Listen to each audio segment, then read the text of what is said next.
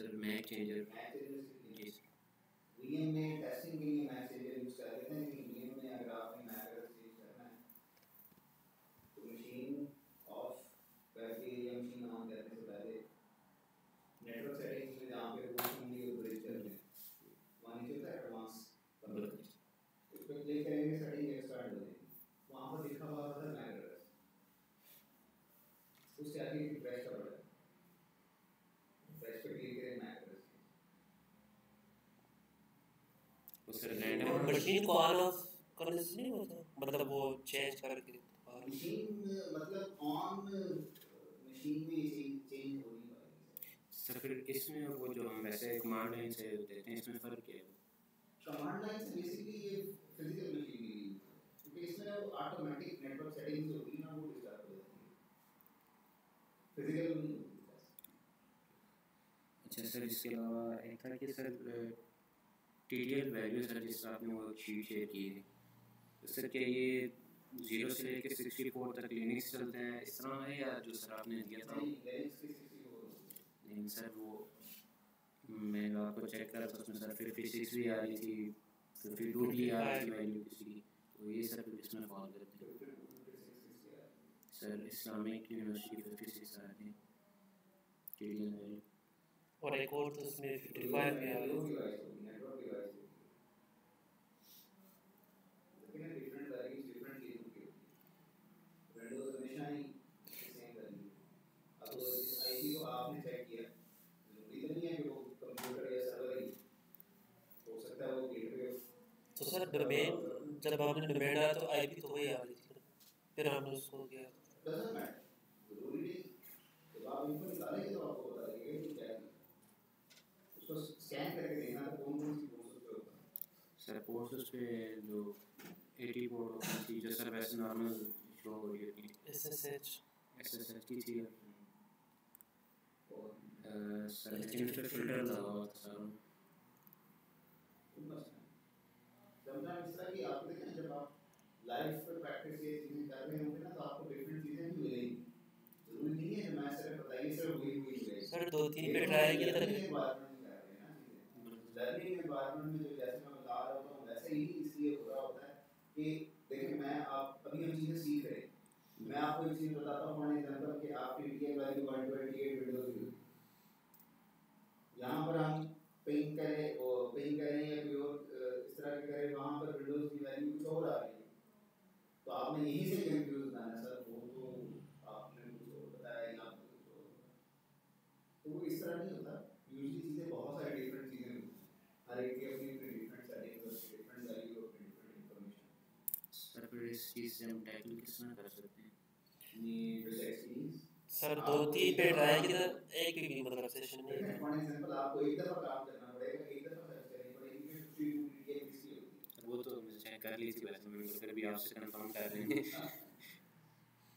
लेकिन अगर आपने चेक कर ली तो फिर इंशाल्लाह आपको भूलेगा नहीं। बिल्कुल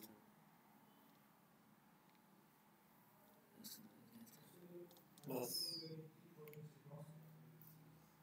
उसको क्वेश्चन क्यों करते हैं?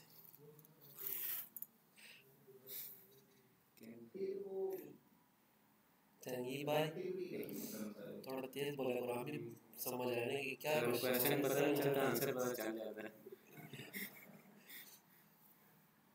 तो कहते हैं टीटीएल वैल्यू 3000 से भी ज़्यादा हो तो फिर क्या होगा? लेकिन ना अगर आप बार बार मल्टीपल टाइम चेक करते हैं और सेम आ रही है, फिर हो सकता है कि टीटीएल वैल्यू चेंज, लेकिन आप चेक करते हैं थोड़ी देर बाद दोबारा चेक करते हैं फिर कुछ हो रहा है, फिर थोड़ी देर बाद चेक करते हैं फिर कुछ हो रहा है, तो कनेक्टिविटी का मसला भी हो सकता है।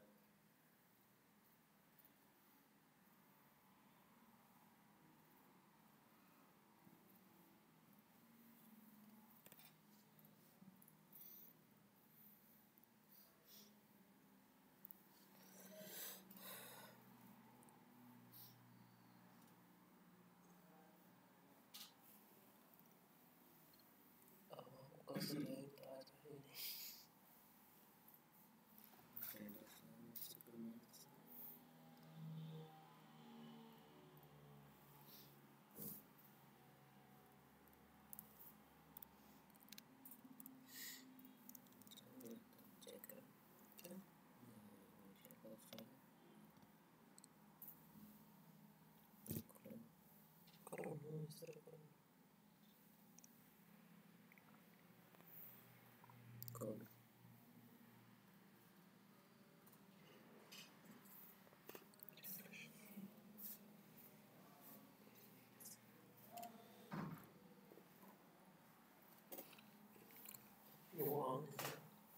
फिर भी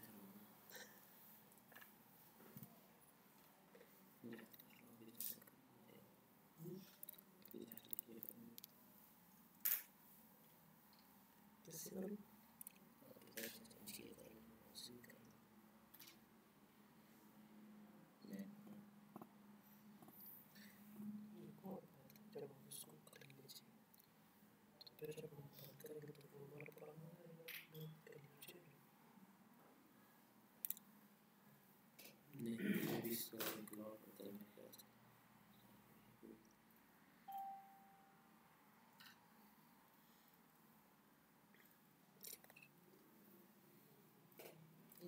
जब इसको फिर करते हैं इसको फिर करते हैं उसमें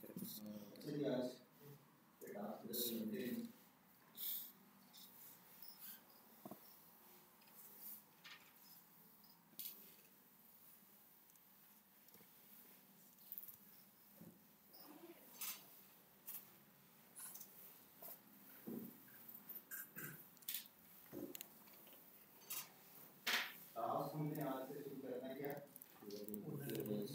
vulnerability analysis.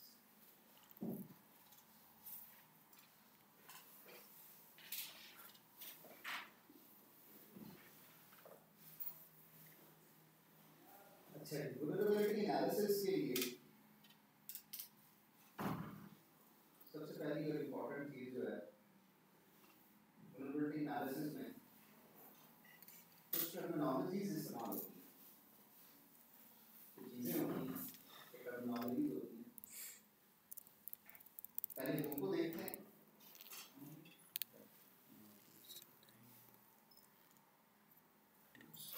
एक है CWE CVE NVD और CVSS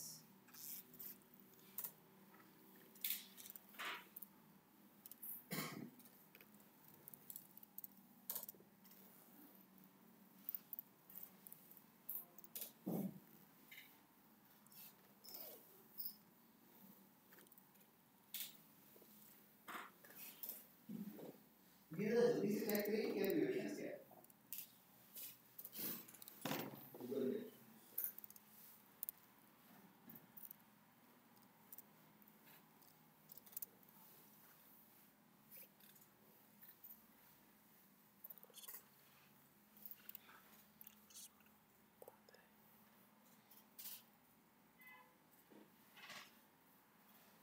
अच्छा हो सकता है ऐसे कोई रेस्टोरेंट का नाम किसी और चीज का नाम भी बदलता हो कैसे चेक करेंगे टर्मिनोलॉजी इन साइबर सिक्योरिटी साइबर सिक्योरिटी कह रहे हैं या ज्यादा बेहतर वर्ड है vulnerability क्या लफ्ज यूज करें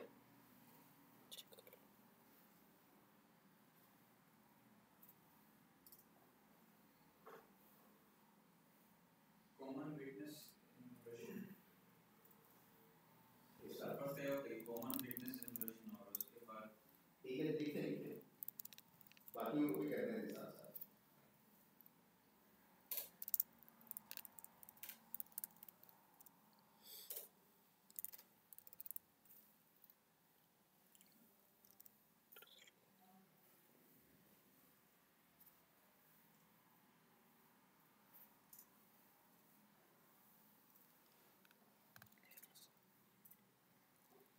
ओके मैसेज कर व्हाट्सएप पर मेरे लिए तो पॉसिबल हो पहले कम्युनिटी दूसरे अमेज़न वर्जन एक्सपोजर तीसरे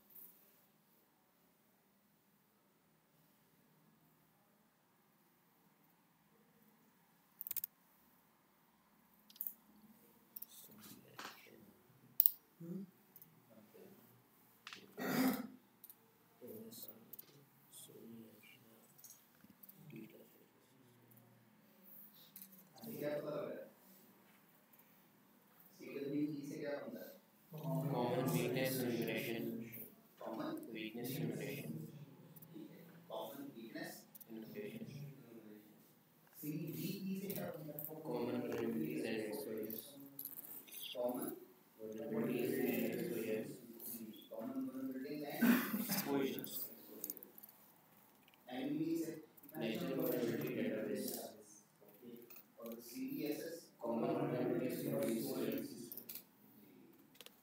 तो बेसिकली ये चार ये जो डिफरेंट चीजें हैं तो आज हमने पढ़ना है vulnerability analysis। अच्छा, एनालिसिस का मतलब क्या होता है? लेकिन इसमें हम क्या करेंगे? तजिया करेंगे चारों किसका? vulnerability का। और vulnerability की आमतौर पर जो उसका स्कोरिंग और डेटा बेसिस होती है ना, वो ये चार टाइप्स हैं।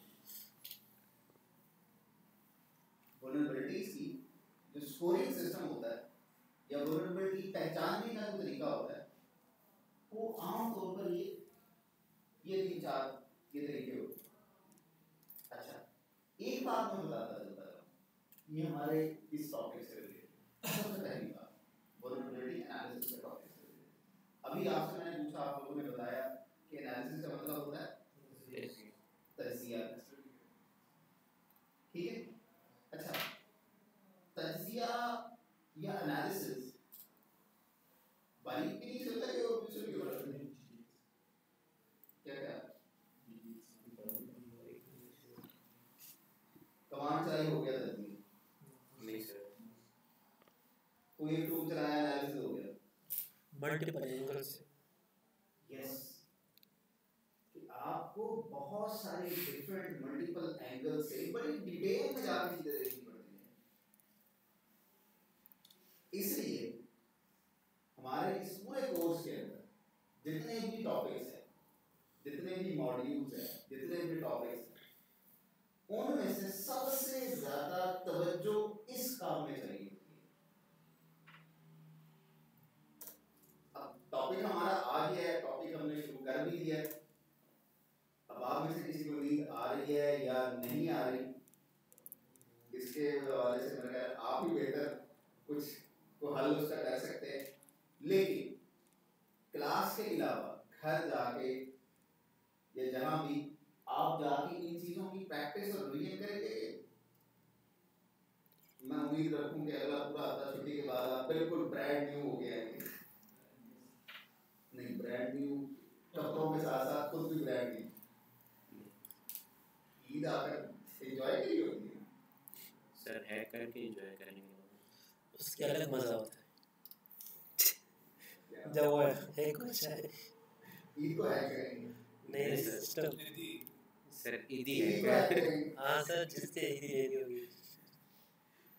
चलिए जनाब, तो मैं बात ये कर रहा था कि जब आप इसकी रिवीजन या इसकी एक्सरसाइज इसकी प्रैक्टिस करेंगे ना, तो उसके लिए मेरा अपना भी यही एक्सपीरियंस भी है और एक्सरसाइज मैं जितना से कर रहा हूँ इसलिए मैं आप लोगों को भी हुई मेंशन कर रहा हूँ। जब आपके पास ओपन फ्री टाइम, खुला टाइम, किसी और चीज की टेंशन ना हो, किसी और चीज कोई नींद ना आ रही हो, रोजाना लग रहा हो, या आपको पता हो बस एक घंटा है, घंटे बाद अफ्तारी होनी है या घंटे बाद कुछ कर रहा है, तो उस एनवायरनमेंट में, उस माहौल में ये काम नहीं सही नहीं होता।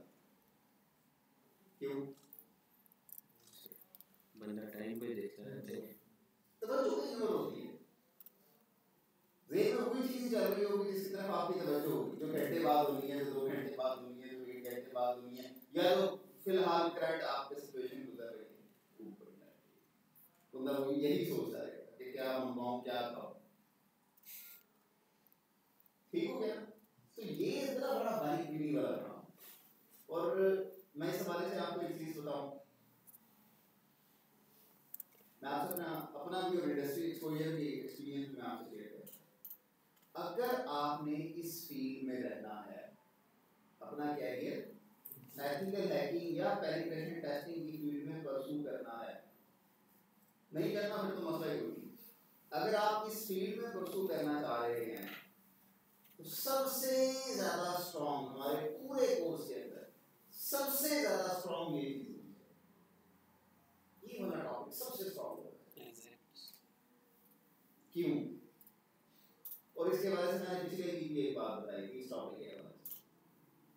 क्या मैंने बताया था? हमारा कोर्स एक फेज से दूसरे फेज की तरफ जाने लगा, and this is between the two phase. This topic basically creates a link between two different phases. पहला फेज जो हम मुकम्मल कर चुके हैं अल्हम्दुलिल्लाह, वो क्या था? इंफॉर्मेशन क्या है, जिसके हमने बहुत सारी डिफरेंट टेक्निक्स पढ़ी। अब हमारे पास एनालिसिस के लिए डेटा होना चाहिए कि नहीं? किसका एनालिसिस करें? वो माशाल्लाह आप सबको आई डोंट नो आदत है कि नहीं है, लेकिन पता आप सबको होगा वो टीवी पे भी तज्जिया निगाह सारे दिन बैठ के सरकाते रहते हैं ना। पहले मुझे भी शौक होता था, आप लोगों को भी शायद अब भी होगा, पहले भी शौक होगा, हम भी टाइम बर्बाद करने के लिए बैठ जाते थे कि फलां क्या कह रहा है, फलां क्या कह रहा है। ये पिछले 2 सालों में उन्होंने जो कार्रवाइयां डाली हैं अब बिल्कुल नहीं होता। मैं वो उन तज्जियाकारों की मैं बात इसलिए कर रहा हूँ कि एक कोई बात मिल जाए, एक कोई खबर मिल जाए, वो 3 4 5 डिफरेंट एंगल वाले लोग बिठाए हुए होते हैं और वो क्या करते हैं उस एक न्यूज़ की सिर्फ उसके वो बाल की खाल उतारते हैं। अच्छा उसने ऐसा क्यों कर दिया, उसने ऐसा किस लिए कहा था, इसका पस मंजर ये हो सकता है, उसने इस वजह से कर दिया, ब्ला ब्ला ब्ला। होता है कि नहीं होता? मतलब एनालिसिस में, तज्जिये में आपको क्या चाहिए? कोई चीज, कोई पॉइंट तो चाहिए। हमारे पास यहाँ पर हमें क्या चीज चाहिए? इंफॉर्मेशन। इंफॉर्मेशन जो हमने कलेक्ट की पिछले पूरे फेज के अंदर। Once we have the information of our target or vector, अब उस इंफॉर्मेशन को हमने करना है एनालिसिस। किस तरह का एनालिसिस? एनालिसिस करके क्या निकालना है हमने? क्या निकालना है? vulnerability। vulnerability एनालिसिस मींस कि आपके पास जो सारी इंफॉर्मेशन है, जो सारा डेटा है, उसको आपने बड़ा बारीकी से तज्जिया करना है और उसके अंदर से कोई कमी, कोताही, खामी, बैकडोर, ड्रॉबैक, कोई चीज, कोई vulnerability आपने निकालनी है। And if you are able to find a vulnerability, क्या चीज? If you are able to find a vulnerability, तो फिर क्या होगा? फिर उस vulnerability को यूज करते हुए अटैक करेंगे, there are chances कि वो सक्सेसफुल हो जाए। But if we won't able to find a vulnerability, फिर अगर हमें vulnerability नहीं मिलती, फिर अटैक हो पाएगा?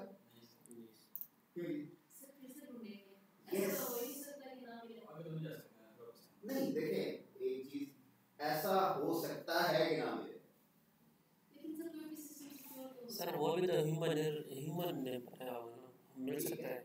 ह्यूमन सर इधर हो सकता है। छोटी सी मिसाल दे रहा हूँ समझाने के लिए, ज्यादा सीरियस नहीं है, समझाने के लिए मिसाल दे रहा हूँ। मेरे हाथ का बना हुआ सर्वर में आप vulnerability ढूंढ निकाल लेंगे? मुश्किल है।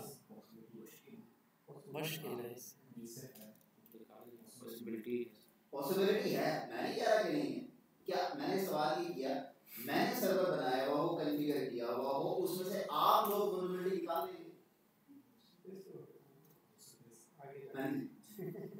अभी शायद इस चीज पर आप वर्किंग करेंगे, काम करेंगे, एक्सपोजर आपका बिल्ड होगा, फिर उसके बाद हो सकता है निकाल, हो सकता है कोई ना इस पर वर्किंग करे, ना एक्सरसाइज करे, ना प्रैक्टिस करे तो वो 2 साल बाद ही निकाल पाएगा। सिर्फ समझाने के लिए मैंने एग्जांपल दी। बेशक वो सारी स्टेटमेंट्स जो मैंने बताई बिल्कुल ठीक है कि हर सिस्टम में कोई ना कोई vulnerability होने के चांसेस होते हैं, but thing is, do we have enough caliber or experience in vulnerability analysis and in finding a vulnerability? For example यही चीज यही वाला एग्जांपल अगर आप ध्यान में रखें, जैसे मैंने आपको अपनी एग्जांपल बताई, यही एग्जांपल अगर हम ध्यान में रखें कि देखें मेटा वाले फेसबुक, उनका साइबर सिक्योरिटी पूरा डिपार्टमेंट, कितने लोग उन्होंने हायर किए, और व्हाट डू यू थिंक उन्होंने वो फलानी यूनिवर्सिटी का तो पाकिस्तान की किसी यूनिवर्सिटी का हायर किया होगा। I'm not degrading universities of Pakistan, but thing is आपको भी पता है, मुझे भी पता है, पाकिस्तान की कोई भी यूनिवर्सिटी दुनिया की 500 यूनिवर्सिटीज की लिस्ट में आती है, टॉप 500 की लिस्ट में मेरे ख्याल एक या दो आती है, टॉप 500 या 500 टॉप 500 यूनिवर्सिटीज ऑफ वर्ल्ड में पाकिस्तान की कितनी आती हैं? एक या दो, शायद 3 आती हैं। हम इस भी बहुत खुश होते हैं। कितने में? 500।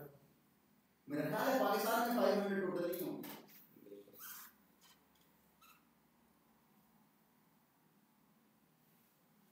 तो उनके पास कौन से लोग होते हैं?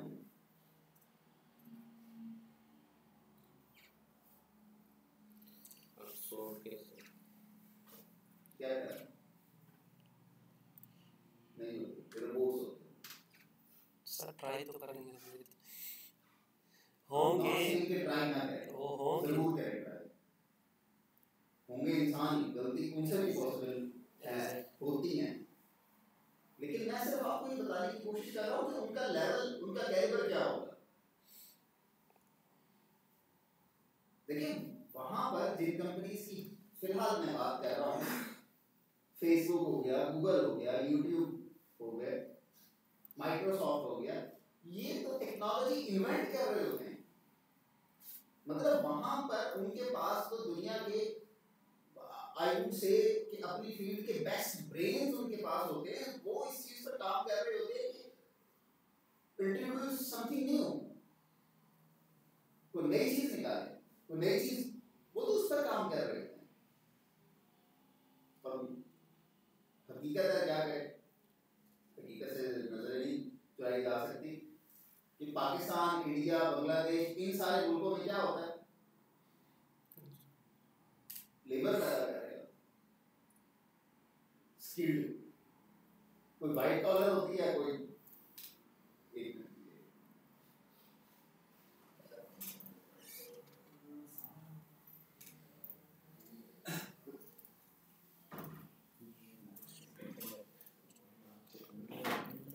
अच्छा।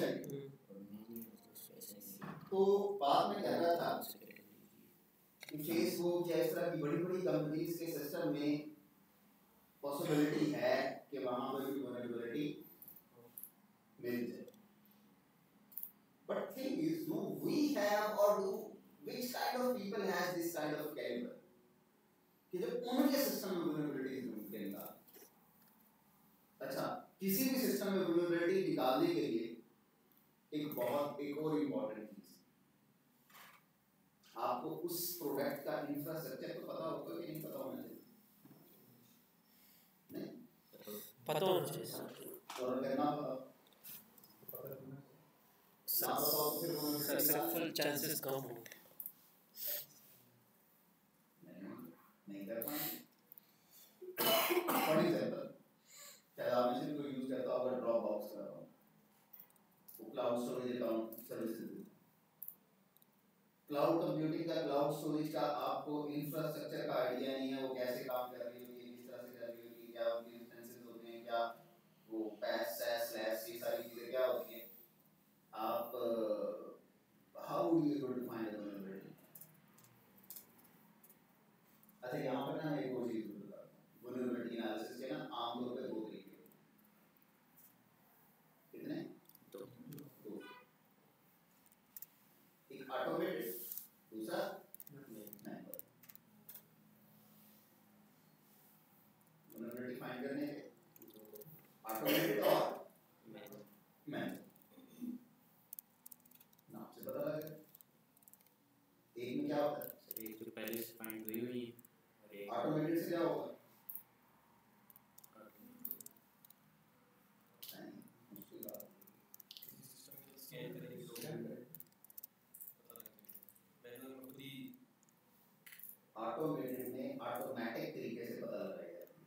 मैनुअल में आपको ईच एंड एवरीथिंग खुद से मैनुअली परफॉर्म करके चेक करके जज करके सारी चीजें पता लगानी पड़ती है। मिसाल दे दो,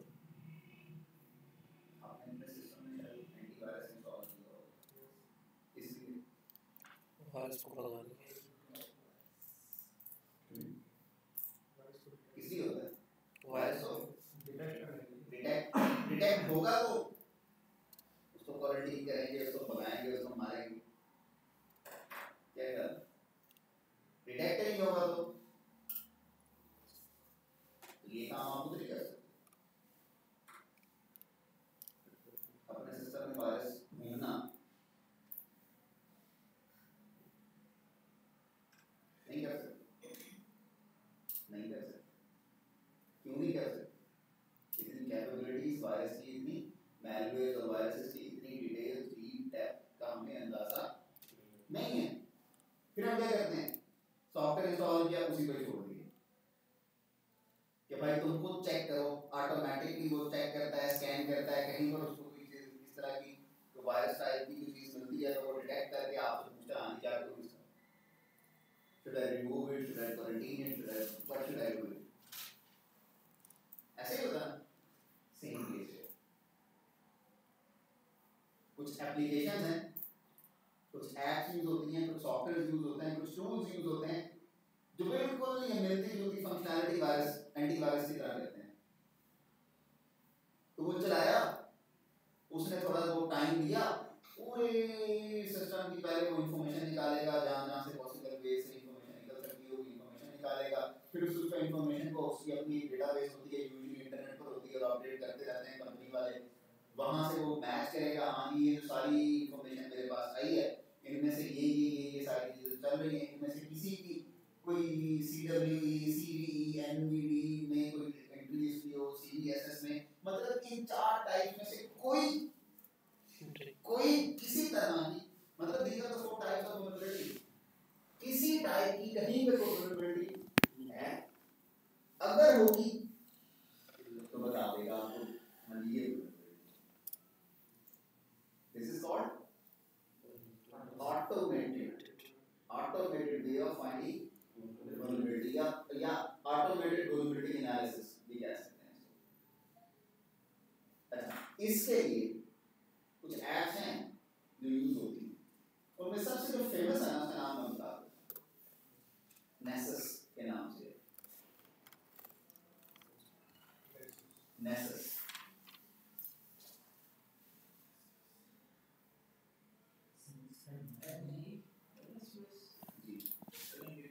NECESS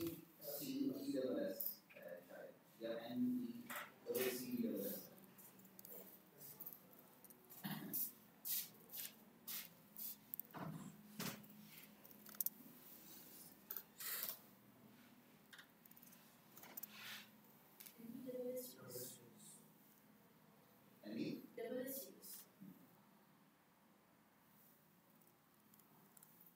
NECESS Nessus।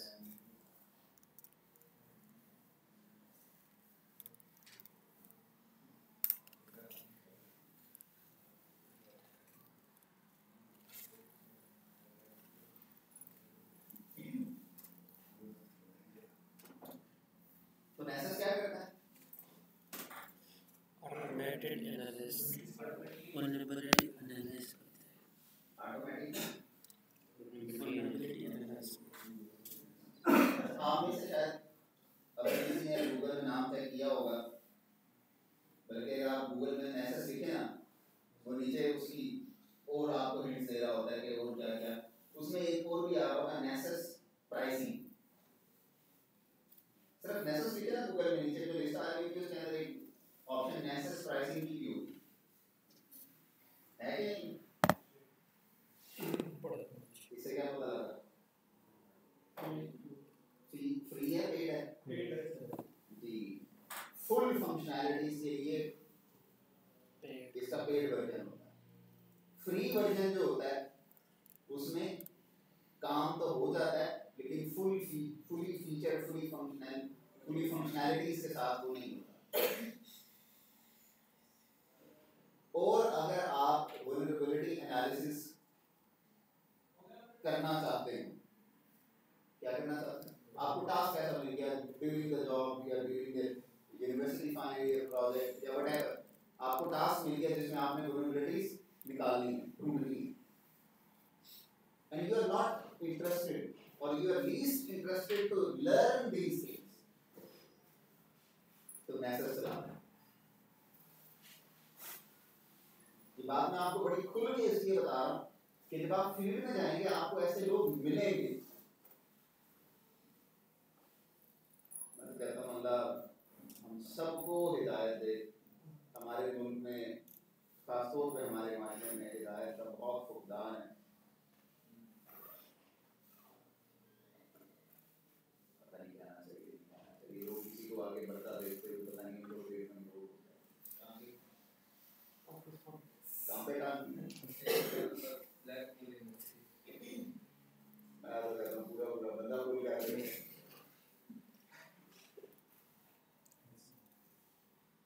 मैं बात पता नहीं कर रहा, मैं इंडस्ट्री में बहुत तकरीबन हर कंपनी की जिसको जो काम आता होता है ना, सीनियर को जूनियर को सिखाने वाला तो चक्कर ही नहीं है ना।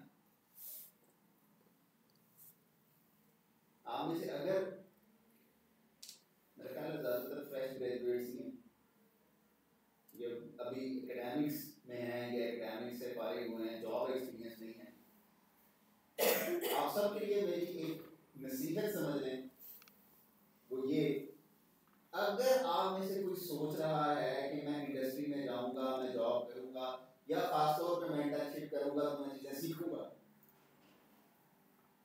कोई किसी को नहीं सिखाता।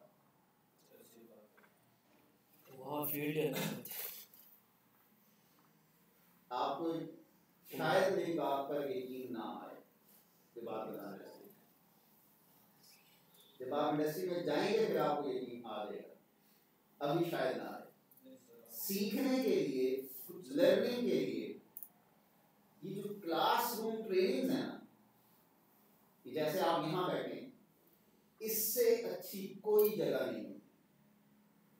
वैसे यूनिवर्सिटीज में भी, एकेडमिक्स में भी, कॉलेज यूनिवर्सिटीज में भी सीखते हैं, लेकिन वहाँ मसला ये होता है कि वहाँ आपको सिखाते, बताते, पढ़ाते सारा कुछ है, प्रैक्टिकल वाली साइड कोई नहीं। और खासतौर पर जहाँ पर आपको प्रैक्टिकल के साथ करवाया जा रहा है, बिकॉज आईटी टेक्नोलॉजी तो है ही सारी प्रैक्टिकल बेस्ड चीज। यकीन माने दिस इज द बेस्ट। मुझे अक्सर बहुत से मेरे स्टूडेंट्स कहते हैं, पुराने स्टूडेंट्स, सर कहीं पर कोई इंटर्नशिप ढूंढ दें, बेशक फ्री इंटर्नशिप हो, बेशक हमें ना पे करें, कुछ सीख जाएंगे, इंडस्ट्री का एक्सपोजर हो जाएगा। ठीक है, मेरे रेफरेंस में अक्सर आती रहती हैं, जहाँ पर होता है किसी के स्किल सेट से या उसकी चॉइस से सूट कर रही होती है, मैं आगे रेफर भी कर देता हूँ। लेकिन मैं कहता सबको जरूर कि अगर आपने इंटर्नशिप करनी है, कॉर्पोरेट इज द बेस्ट। हमारा कोई आईटी का इंफ्रास्ट्रक्चर नहीं, then why this institute is best? या हम तो किसी को सर्विस ही नहीं दे रहे। आपने देखा पूरे, शायद आपने अगर पूरा विजिट किया या नहीं किया, तो कर लीजिएगा क्लास के बाद, वो टाइम स्पेंड करना ही होता है, तो इस बहाने ये काम भी कर दिया है कि हमारे पूरे प्रेमिसेस के अंदर कहीं का आपको कोई सर्वर रूम, कोई नॉब, कोई सॉफ्ट, कोई डेटा सेंटर कुछ नजर नहीं आएगा। हाँ, डिवाइसेस बहुत सारी नजर आएंगी, राउटर, स्विचेस, सर्वर्स, रैक्स नजर आएंगे, कुछ चल रहा होगा, कुछ ज्यादातर ऑफ पड़े हुए होंगे। Then why this environment, why I'm saying that this environment, this location, this thing is the best for learning.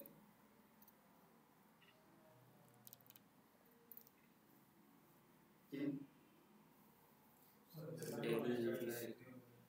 क्या चीज?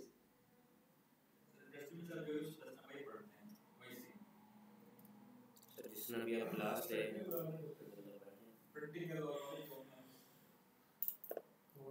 देखिए यहाँ पर आप जैसे भी आ गए, इत्तेफाक से आ गए, हादसे से आ गए, आप आ गए, खुद अपना एनालिसिस करें, वल्नरेबिलिटी के बाद में करें, अपना एनालिसिस करें। एक महीने में, महीना हो गया महीना पहले वाले आप में और महीना गुजर जाने वाले आज में आपने कुछ नया सीखा, कुछ नई इंफॉर्मेशन, कुछ नई मालूमात, कुछ नया स्किल, कोई नया नॉलेज आया कि नहीं आया? और खासतौर पे आप में से अगर कोई ऐसा है तो बरमला मुझे बता दे। इज्जत रिस्पेक्ट अपनी जगह ठीक होती है, लेकिन इज्जत रिस्पेक्ट का मतलब ये नहीं होता कि इंसान क्वेश्चन हो, कोई बात हो तो वो भी ना करे। इज्जत रिस्पेक्ट अपनी जगह। आप में से बरमला बता दे कि आप में से किसी ने मुझसे सवाल पूछा और मैंने जवाब ना दिया, या मैंने डिग्रेड किया और मैंने सवाल ना पूछा। लर्निंग तो ये होती है। आप में से किसी का अजीज और कारी कोई भी वाकई इंडस्ट्री में जॉब कर रहा हो, उससे पूछें। सीनियर टास्क लगा देते हैं, तो ये करके आओ, ये सीख के आओ। टाइम भी सेट कर देते हैं। हाँ जी, 1 दिन में करना है, 2 दिन में ये सीख के आना है, या तुम्हारे पास 2 घंटे हैं, ये करो। कहाँ से करें? है ना गूगल। उधर बैठो, काम करो, गूगल से करो। इंडस्ट्री में तो ये होता है। और मैं बस आप लोगों को क्या बताऊं, अल्लाह बेहतर जानता है गवर्नमेंट के इनिशिएटिव्स के बैक एंड पे पीछे उनकी क्या सोच होती है, क्या सोच नहीं होती। इनिशिएटिव्स तो यूजुअली अच्छे ही होते हैं, लेकिन वो जिस वे में आगे चले जाते हैं, पता नहीं ये गेम फिर हम लोगों का कल्चर शायद कुछ इस तरह का। शायद आपको अंदाजा हो, कुछ ऐसा पहले नेशनल इंटर्नशिप प्रोग्राम आया था आपने किसी ने अप्लाई किया? 16 में आया था, उसके बाद भी आया था, 2-3 साल आता है। अब ये ट्रेनिंग स्किल्स वाला प्रोग्राम आ रहा है, पहले नेशनल इंटर्नशिप प्रोग्राम आता था, उसमें क्या होता था? स्किल भी ट्रेनिंग वगैरह सब कुछ करते थे, वो इनक्यूबेटर टूल किट वगैरह भी दे देते थे। डिफरेंट जो इंस्टीट्यूट्स हैं, अब जैसे आप आईटी किसी फील्ड में हैं, आप आईटी के किसी रेलेवेंट फील्ड में गएंगे, तो जिस गवर्नमेंट इंस्टीट्यूट में आप आईटी से रिलेटेड सर्विसेज चल रही होंगी, काम चल रहा होगा, आपको वहाँ पर पेड इंटर्नशिप पे भेज देंगे। 10,000 रुपये शायद मंथली को देते भी थे, और साथ आपको ले फलाना इदारे में जा रहे हैं, फलाना इदारे में जा रहे हैं, कोई पीटीसी जा रहा है, कोई एनटीसी जा रहा है, कोई किधर जा रहा है, कोई किधर जा रहा है। लिटरली मैं शायद मुझे गवर्नमेंट के किसी इनिशिएटिव पे इतना दुख नहीं हुआ जितना मुझे इस वाले प्रोग्राम को। बड़ा अच्छा इनिशिएटिव था, लेकिन बिलीव मी, यूनिवर्सिटी के मेडल होल्डर्स स्टूडेंट ऑफिस में मैंने छोटे वाला काम करते थे। माशाल्लाह सब यूनिवर्सिटी से आए हैं, मेडल लेना, गोल्ड सिल्वर ब्राउन, कोई भी बड़ा जान जोखिम वाला। बल्कि यूजली हम तो समझते हैं पता नहीं इंसान ही कोई और ही इतने वो बुक्स और चीज़ों में गुम हो। उन लोगों को ऑफिस में छोटा चाय शाय नहीं हुआ, बस वो कभी चाय शाय में मंगवा दी, बहुत ज़्यादा लैपटॉप ले आओ, लैपटॉप रख दो, इंटरनेट में बहुत ज़्यादा काम होता है, इंटरनेट नहीं चल रहा है, चेक करो क्या हो।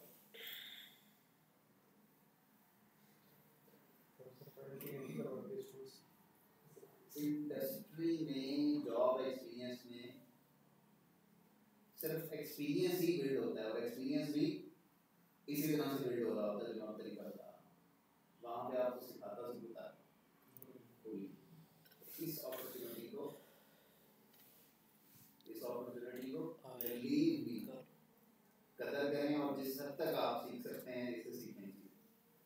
एनीवेज, वल्नरेबिलिटी एनालिसिस में वापस आता हूँ अपने टॉपिक पर। तो बात बेसिकली वो डी ट्रैक हम यहाँ से हो गए थे कि मैं बात कर रहा था कि आपको बहुत सारे लोग मिलेंगे इंडस्ट्री में जब आप जाएंगे, या अगर कोई अभी भी हो आपका इसी फील्ड इसी इंडस्ट्री में तो वाकई, तो उससे पूछिएगा नेसेस के बारे में।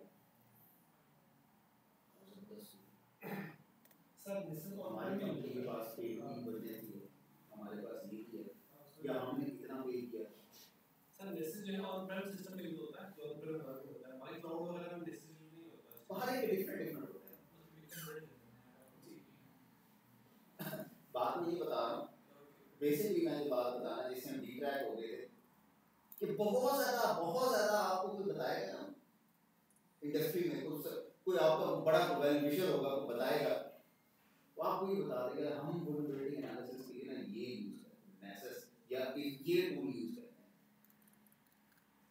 बस आगे शायद पता नहीं, उसको भी कुछ पता होगा या नहीं पता होगा, पता होगा तो शायद कुछ और बात बता देगा, नहीं पता होगा तो बस वो यही बताएगा कि ये टूल यूज करते हैं और हमारी कंपनी में इतने लाखों में मिलता है। बंदा वहीं पे ब्रेन में ना वो अंगूर खट्टे हैं वाला मामला आ जाता है, इतने लाखों का तो फिर हम तो नहीं कर सकते। तो एक तरीका क्या कौन सा होता है, ऑटोमेशन। दूसरा कौन सा होता है, मैनुअल में क्या करेंगे, मैनुअल में हम टूल्स यूज करेंगे, लेकिन डिफरेंट टूल्स यूज करेंगे। हम किसी टूल का सहारा या किसी को हम अपना क्या कहते हैं, किसी पर हम रिलाय, कोई एक ऐसी चीज पर हम रिलाय नहीं कर रहे होंगे कि जिसकी वजह से आप वो जैसे एंटीवायरस की मैंने एग्जांपल दी, चलाया उसी में सारा कुछ करके रिजल्ट दे दिया, हमने भी मान लिया ठीक है क्या आप नहीं क्या है।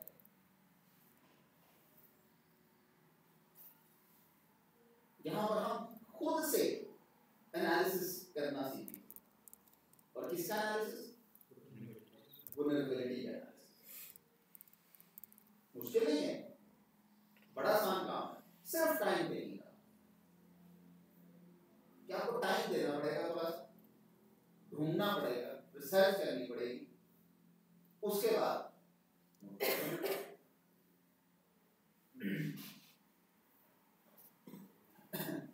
अच्छा वल्नरेबिलिटी एनालिसिस के हवाले से साथ साथ चीजों को प्रैक्टिकल भी डिस्कस किए जाते हैं, ताकि साथ साथ हम डिस्कस करते जाएं, साथ साथ थोड़ा सा प्रैक्टिकल करते जाएं, चीजें बेहतर अंदाज में समझ आती हैं।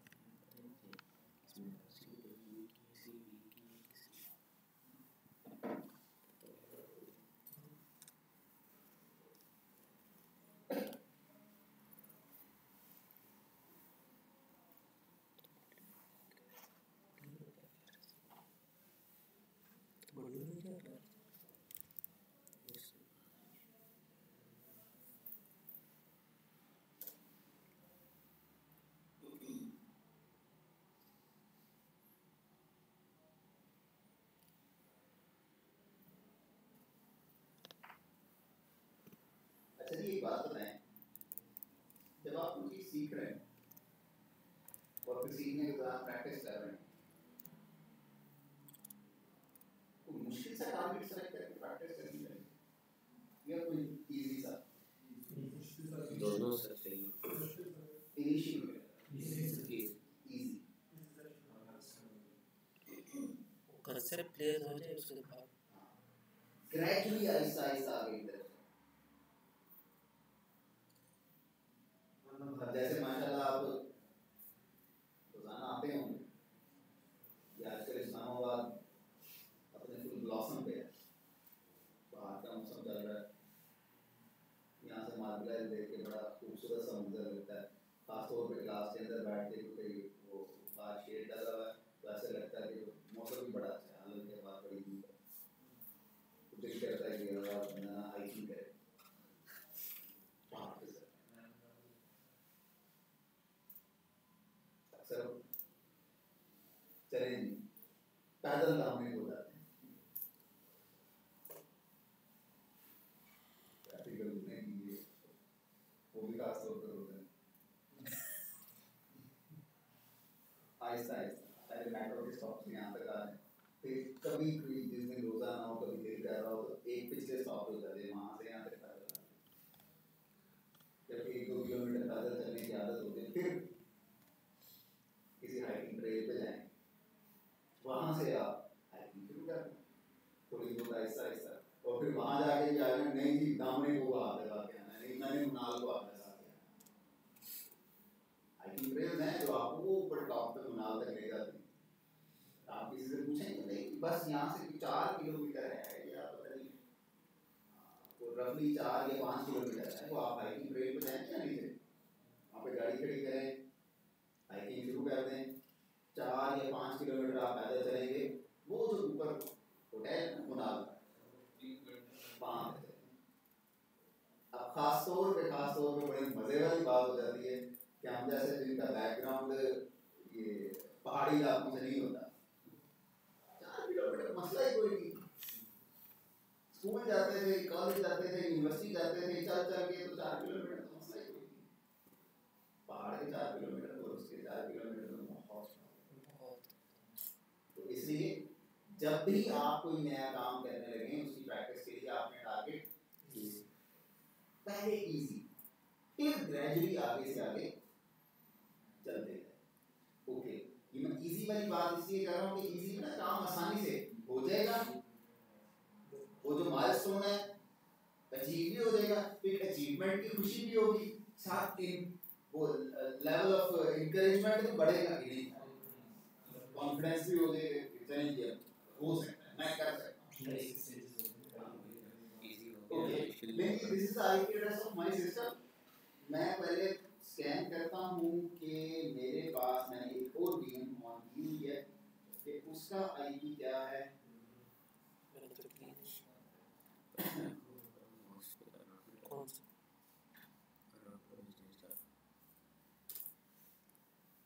जी जनाब, उसका आईपी है 101।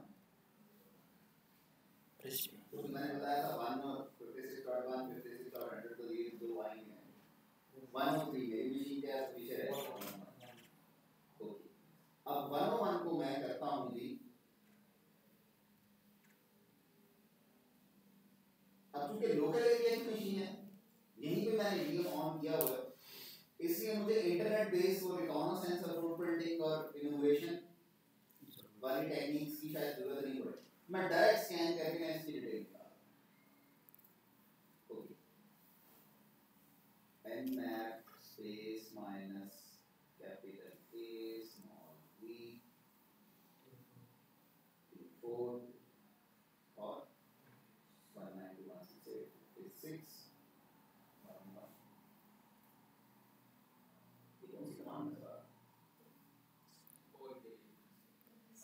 एग्रेसिव और बढ़िया वो जिसमें मैक्सिमम हमारे पास डिटेल आती है।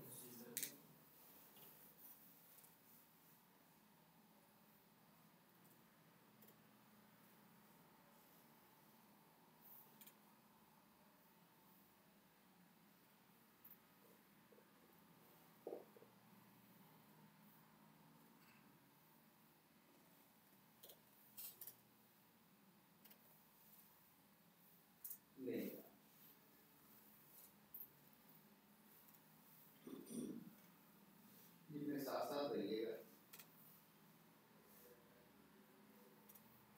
कोशिश करें कि अगर कोई और काम नहीं आ रहा है तो उसको थोड़ी देर के लिए पॉज कर लें। ये देखिए इसने बताया कि इस सिस्टम पर ना ये 3 पोर्ट्स ओपन हैं, उन पर ये 3 सर्विसेज चल रही हैं जिन पे ये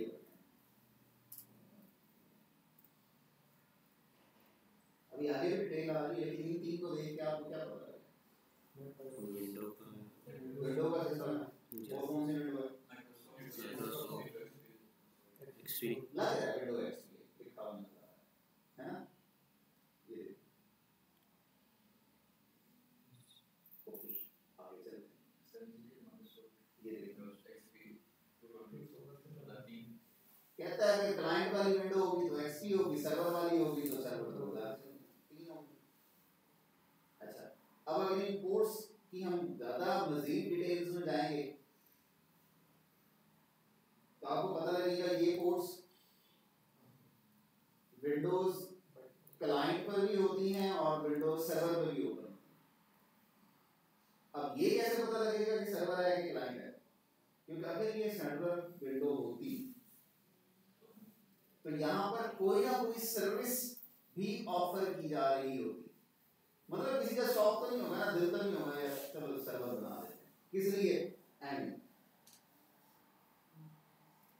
वेबसाइट होस्ट करनी है नहीं, बस दिल कर रहा है सर्वर इंस्टॉल करने, ईमेल सर्विसेज बनानी है नहीं, फाइल शेयरिंग करनी है नहीं, बस दिल कर रहा है सर्वर बनाने। सर्वर जो भी होगा कोई सर्विस तो दे रहा होगा ना, उसकी पोर्ट ओपन होगी।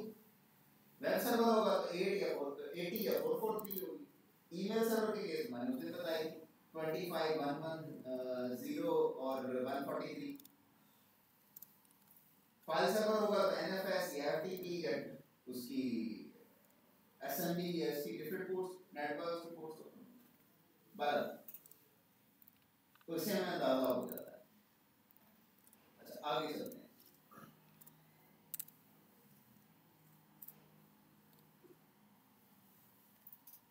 ये क्या लिखा हुआ? SMBOS डिस्कवरी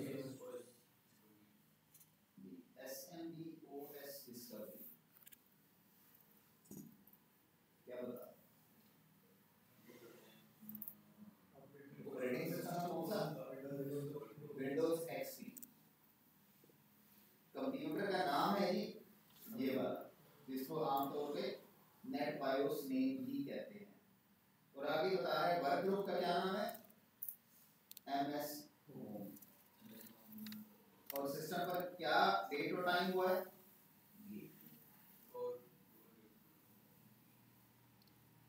यानी कि एक चीज तो पता लग गई आपको, ये IP एड्रेस किस मशीन का है, किसकी डिटेल हम देख रहे हैं?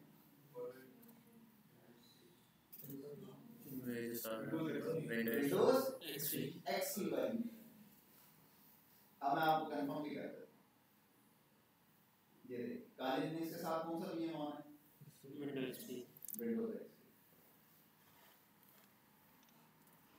अब आप सोच रहे होंगे सर ये जिसमें इनको हम विंडोज XP वाली चाहिए तो तकरीबन हमारी उम्र के आसपास की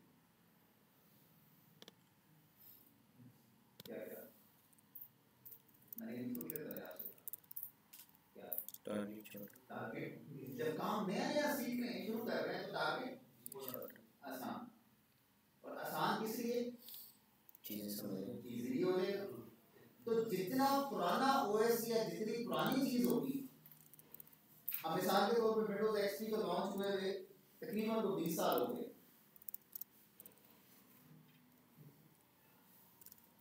जितनी ज्यादा प्रोडक्ट चलती है, जितनी ज्यादा पुरानी होती जाती है, उसकी वल्नरेबिलिटीज, उसके ड्रॉबैक्स उतने ज्यादा पता लगते रहते हैं। ये सिर्फ IT की फील्ड में या वल्नरेबिलिटी एनालिसिस में नहीं होता, ये तकरीबन हर फील्ड में ऐसे होता है।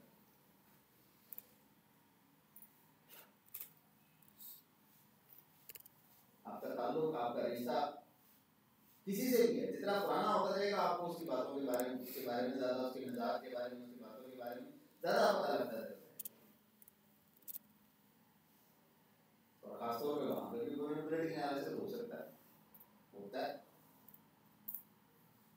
पता लगता है ना किसी की तरफ दुखती करता है, कम नहीं होते हैं फिर थोड़े, है ना? और खासतौर पे वो जो जिनको हम कहते हैं ना बंडीज या वो क्या कहते हैं उन्हें लंगोटिए या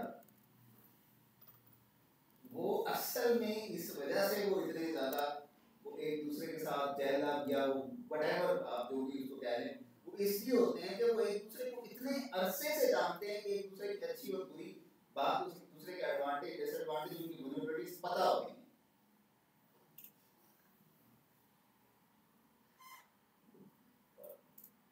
मुझे एग्जांपल देने की जरूरत नहीं है, यू नो वेरी वेल।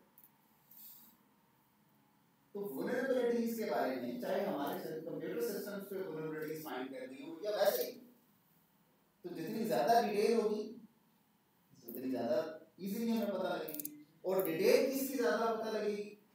जो प्रोडक्ट जितनी ज्यादा पुरानी होगी। यही काम जो आज मैं आपको विंडोज एक्सपी के साथ करना सिखा रहा हूं, आप यही काम विंडोज 11 के साथ भी कर सकते हैं, कोई मसला नहीं है। लेकिन विंडोज एक्सपी के साथ जो काम मिनट्स में होगा, विंडोज 11 के साथ वो काम घंटों में होगा। विंडोज एक्सपी बहुत पुराना ओएस है, उसकी वल्नरेबिलिटीज बहुत ज्यादा रिपोर्ट हो चुकी हैं। हमें शायद चंद हमें मिनट्स लगेंगे, चंद हम उसकी वल्नरेबिलिटीज ढूंढ लेंगे, फाइंड कर लेंगे, वेरीफाई कर लेंगे, सारा कुछ कर लेंगे। और यही काम अगर हम विंडोज 11 के साथ करें तो it will take a time. How much कुछ कह नहीं सकते, लेकिन टाइम लगेगा। ओके, विंडोज एक्सपी की मशीन है जिस पर कौन सी सर्विसेज चल रही हैं?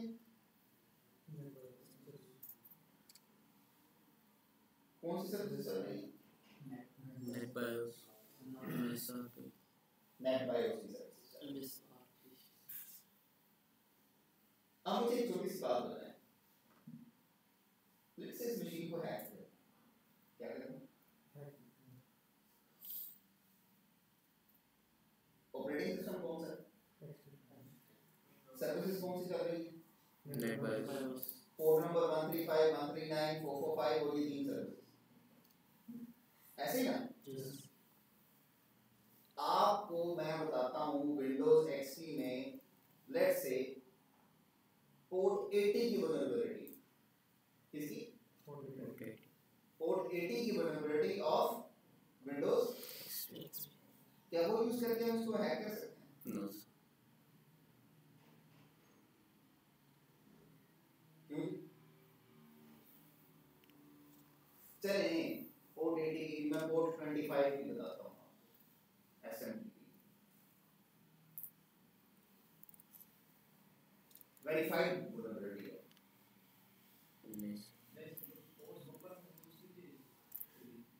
जो सपोर्ट है उसी की। चलें एफटीपी की बता देते हैं,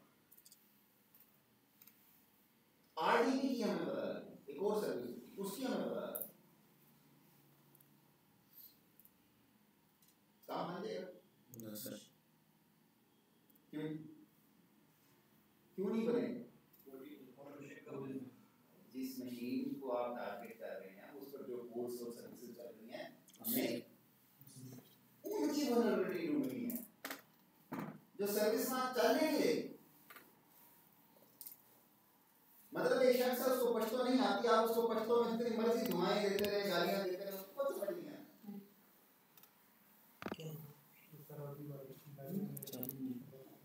हाँ, वो आपके जेस्चर से पता लगेगा कि आप मुस्कुरा के बात कर रहे हैं या गुस्से में बात कर रहे हैं, किसी ने वरना नहीं उसको पता लगेगा। सेम इसी तरह से आप जिस मशीन की वल्नरेबिलिटी फाइंड कर रहे हैं उस पर जो सर्विसेज और जो पोर्ट्स ओपन है उनकी फाइंड करने हैं, ये तो फायदा होगा। जो सर्विस चल ही नहीं रही उसमें हम ढूंढेंगे तो मिलने भी जाए तो हमारे लिए तो कोई फायदेमंद चीज शायद फ्यूचर में हो जाए, फिलहाल नहीं। चलिए यही इन्फो लेके अगले स्टेप पर चलते हैं। कौन सी इन्फो? विंडोज एक्सपी पर नेट बायोस की सर्विसेज पोर्ट नंबर। चलते हैं आगे, किधर चलेंगे आगे? आगे जनाब चलते हैं गूगल अंकल के पास।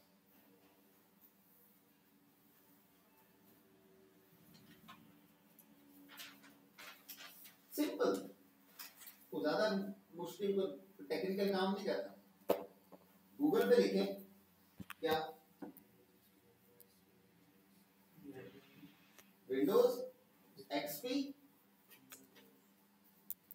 नेट बायोस नहीं, नेट बायोस वल्नरेबिलिटी नहीं। अच्छा ये काम फिर आप X11 के साथ करते, आपको पता नहीं कितने आर्टिकल्स पढ़ने पड़ते, कितने पेजेस एक्सप्लोर करने पड़ते, फिर जाके कहीं आपको कोई चीज ये वाली चीज मिलती जो हमें सिर्फ एक सर्च से हमें मिल गई। क्या मतलब देखें यहाँ पर कुछ ना कुछ आपको वो इंफॉर्मेशन मिल ही रही है ना। फॉर एग्जांपल ये देखें, अच्छा एक और छोटी सी चीज, हम विंडोज एक्सपी की वल्नरेबिलिटी ढूंढ रहे हैं ऐसे ही। ये किस कंपनी की प्रोडक्ट है? माइक्रोसॉफ्ट। इसके बारे में ज्यादा ऑथेंटिक बेहतर किसकी राय होगी, माइक्रोसॉफ्ट की या किसी और की? ये देखिए आपके पास बहुत सारे लिंक आ रहे हैं, माइक्रोसॉफ्ट का भी लिंक आ रहा है, रैपिड7 का भी लिंक आ रहा है, और जनाब गेट स्टार्ट का भी लिंक आ रहा है, और there are lots more link as well. कौन से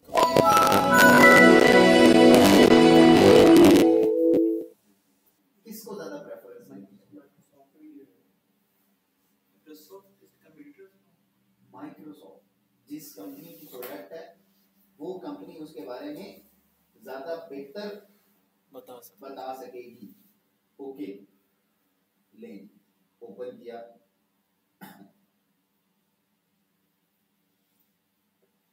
क्या करता है? सबसे पहले एक और छोटी सी चीज आपको ये आपको लिखा नजर आ रहा होगा, क्या लिखा? MS080667। What is this?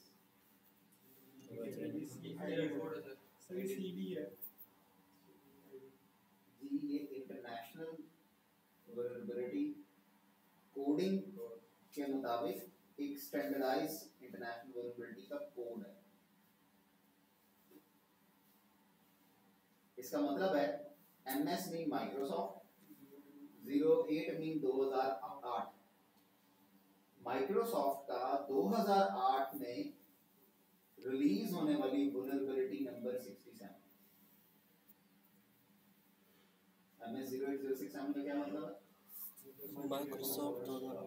Microsoft की 2008 में रिलीज होने वाली वल्नरेबिलिटी नंबर 67। मतलब पीछे 66 रिपोर्ट हो चुकी हैं, हो सकता है आगे भी कोई 20, 25, 30, 50 और भी रिपोर्ट हो चुकी हैं, सिर्फ 2008 में। इस तरह से हर ईयर की वल्नरेबिलिटी डेटाबेसेस अलग होती हैं। ये है, ये बेसिकली इसको कहते हैं NVD, नेशनल वल्नरेबिलिटी डेटाबेस। लेकिन नेशनल वल्नरेबिलिटी डेटाबेस से मिलती जुलती चीज है। नेशनल वल्नरेबिलिटी डेटाबेस वो होगी जो कोई किसी गवर्नमेंट फॉरम पे कुछ इस तरह का मैनेज होगा, लेकिन ये एक प्रोडक्ट कंपनी के बारे में उसकी डिटेल आ रही है, मिलती जुलती चीज है। अच्छा जी आगे चलते हैं। अभी क्या लिखा था? Vulnerability in server service could allow remote code execution. ये क्या लिखा हुआ है? कौन पढ़ के बताया? वो ग्लासेस वाला पढ़ के बताया। रिमोट कोड एग्जीक्यूशन आपके नाम server could allow remote code execution. हां जी allow remote code execution. Vulnerability in server service could allow remote code execution. ठीक है। हाँ जी आप vulnerability in server service could allow remote code execution. ठीक हो, क्या मतलब है इसका? allow remote code. आसान सादा ज़बान में तर्जुमा है। इसमें अगर इसको एक्सप्लॉइट करते हैं तो आप इस पे रिमोट कोड एग्जीक्यूट कर सकते हैं। सर रिमोट एक्सेस है सर। जी कहता है ये जो वल्नरेबिलिटी का कोड है, इसका मतलब है ये वल्नरेबिलिटी है सर्वर की सर्विस में। अच्छा इसका मतलब हो सकता है कि हो सकता है, हो सकता है हो सकता है जरूरी नहीं है कि यही हो, लेकिन हो सकता है। क्या हो सकता है कि आपको मिल जाए remote remote code code execution. क्या होता है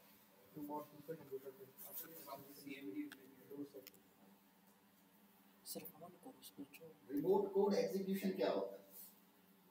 रिमोट कोड एग्जीक्यूशन होता है,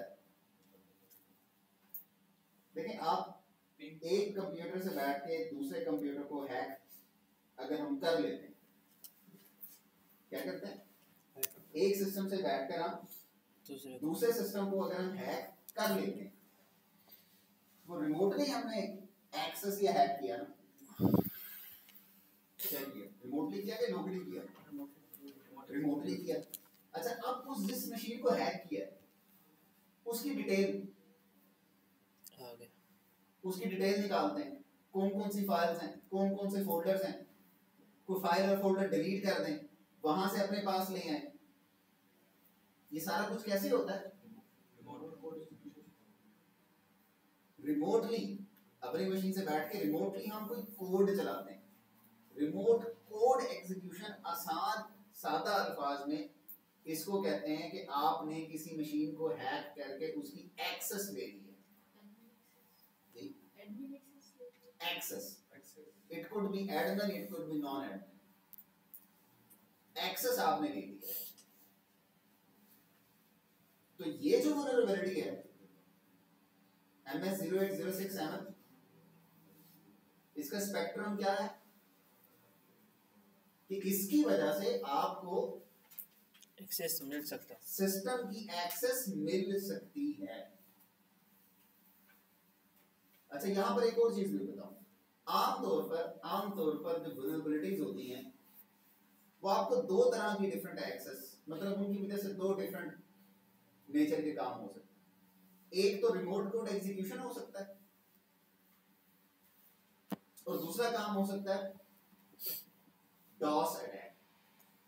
दूसरा काम हो सकता है DOS. DOS mean denial of service.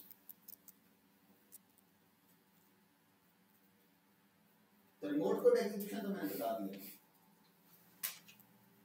Remote code execution क्या होता है? किसी दूसरी मशीन की एक्सेस में करना। डॉस में क्या होगा? अगर यहाँ लिखा होता ना MS-08067 vulnerability in server service could allow DOS, could allow denial of service या distributed denial of service, तो फिर इसका मतलब था हमें इस vulnerability की वजह से उस मशीन की एक्सेस नहीं मिलेगी। पहली बात, उस मशीन की एक्सेस नहीं मिलेगी, आप उस मशीन के अंदर एंटर नहीं होंगे। वहां से कुछ चीज निकालनी हो, डेटा निकालना हो, डैमेज या डेटा निकालना हो, या उसकी जब हमें एक्सेस नहीं मिलेगी तो हम उसके अंदर से कोई चीज निकाल भी नहीं सकेंगे। लेकिन फिर होगा क्या? नुकसान तो फिर भी होगा, नुकसान तो फिर भी कर पाएंगे। वो क्या करेगा? उस पर जो सर्विसेज चल रही है ना, जो वो काम कर रही है, उसका काम खराब है। डिनायल ऑफ सर्विसेज में क्या होता है? अगर डिनायल ऑफ सर्विसेज वाला अटैक कामयाब हो जाए तो उस जिस डिवाइस पर आपने वो अटैक किया है उस डिवाइस पर होने वाली फंक्शनैलिटी, चलने वाली सर्विसेज को हम खराब कर दे सकते हैं। और रिमोट कोड एग्जीक्यूशन में हम एक्सेस ले सकते हैं। एक्सेस के बाद हमारी मर्जी है कि हम उसकी मशीन को डैमेज करें या ना करें। लेकिन डॉस के केस में हमारे पास ऐसी ऑप्शन नहीं है कि हम अटैक करें और नहीं, डैमेज नहीं होना चाहिए। डॉस के केस में जब सर्विसेज डिनायल स्टेट में जाएंगी, जब उसकी सर्विसेज डिस्टर्ब होंगी, फिर क्या होगा? अल्टीमेटली अटैक तो हो जाएगा। अच्छा, अगली चीज ये देखिए, वो आगे आपको ये मेरे ख्याल आई साइट का टेस्ट हो जाएगा आप लोगों का, है ना? पढ़ा जा रहा है? आगे नहीं पढ़ा जा रहा तो पीछे वालों से कहाँ से पढ़ा जा रहा है? अब उम्मीद है पढ़ा जा रहा है। पढ़ा जा रहा है? बिल्कुल। हाँ जी, डेटा सेंटर ये जो हम देख रहे थे MS-08067 कहते हैं इन तमाम ऑपरेटिंग सिस्टम्स पर ये वाली वल्नरेबिलिटी मौजूद है। सतह की पेरिफेरी क्या है? है ना? एक बात ज़हन में रखिए,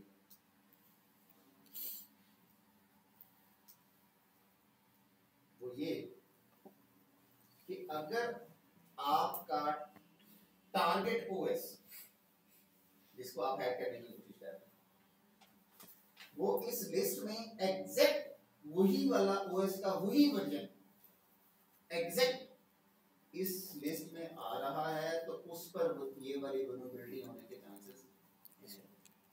अगर वो नहीं आ रहा, एग्जैक्ट वो वर्जन नहीं आ रहा तो फिर चांसेस नहीं है, काम नहीं है ही नहीं। ये 2 + 2 = 4 वाली कहानी है। ये होगा या नहीं होगा। अब मिसाल के तौर पे एक छोटी सी चीज,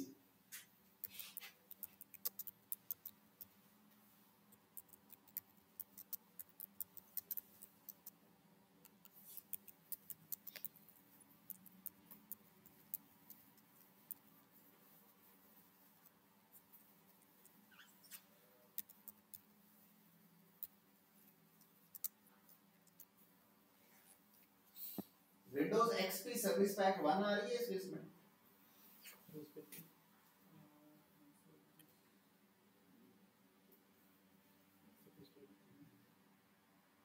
विंडोज एक्सपी सर्विस पैक 1, अच्छा सर्विस पैक 2 भी है, 3 भी है, बगैर सर्विस पैक के भी है। SP1 नहीं है, SP2, SP3 and without SP है। तो SP1 पे ये वल्नरेबिलिटी। अच्छा सिर्फ ये नहीं, और आगे डिटेल कि लेट्स से अगर आपको कहता है कि Windows XP service, let's say ये देखें एग्जांपल डिस्कस कर रहे हैं ना, विंडोज एक्सपी सर्विस पैक 2 साथ X64 लिखा है कि नहीं? लिखा है इसमें जो मैंने हाईलाइट लिखा हुआ जो मैंने हाईलाइट किया इसके साथ X64 एडिशन लिखा हुआ है। तो इसका क्या मतलब है? विंडोज के तो पहले 2 एडिशंस आया करते थे, 32 बिट और 64 बिट। अब तो पिछले 5-6 सालों से 64 बिट ही आता है। तो मतलब according to this Windows XP service pack 2 32 bit के अंदर ये वल्नरेबिलिटी है। Windows XP service pack 2 64 bit की ऑप्शन यहां पर आपको नजर आ रही है? आई थिंक नहीं आ रही। 64 हाँ ये देखा जैसे ये है एग्जैक्टली।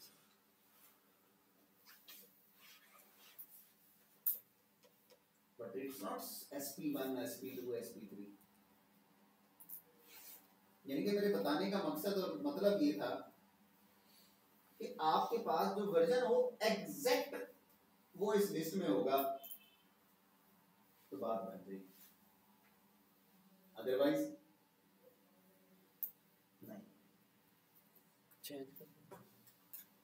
अदरवाइज आपको फिर कोई और वल्नरेबिलिटी ढूंढनी पड़ेगी। फिर हम इसको MS-08067 को यहीं स्किप करेंगे और ढूंढेंगे, क्योंकि MS-08067 में लेट्स से फॉर एग्जांपल मेरे victim target machine Windows XP service pack 2 64 bit edition है, वो इसमें नहीं है। तो मुझे इसमें मजीद वर्किंग करने की जरूरत है कि should I stop working and find another vulnerability? Find another. Fine, definitely we need to find another vulnerability. अच्छा आगे आते हैं, उसका इंट्रोडक्शन, उसकी सारी चीजें, सारी डिटेल्स आपको यहाँ से बताई जा रही हैं। ओके लें जी,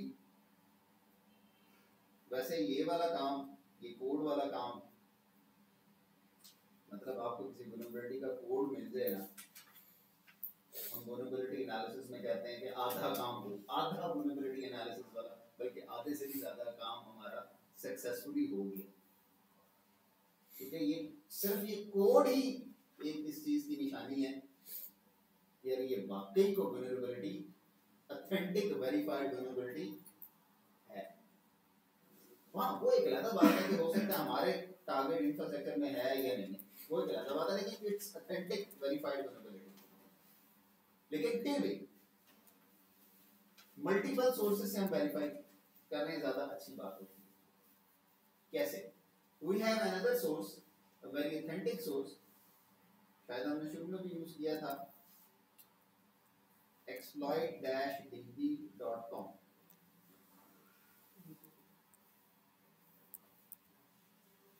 एक्सप्लॉइट डेटाबेस बड़ी अच्छी वेबसाइट, बड़ा अच्छा एक पोर्टल बनाया हुआ है। इस पोर्टल पे क्या होता है,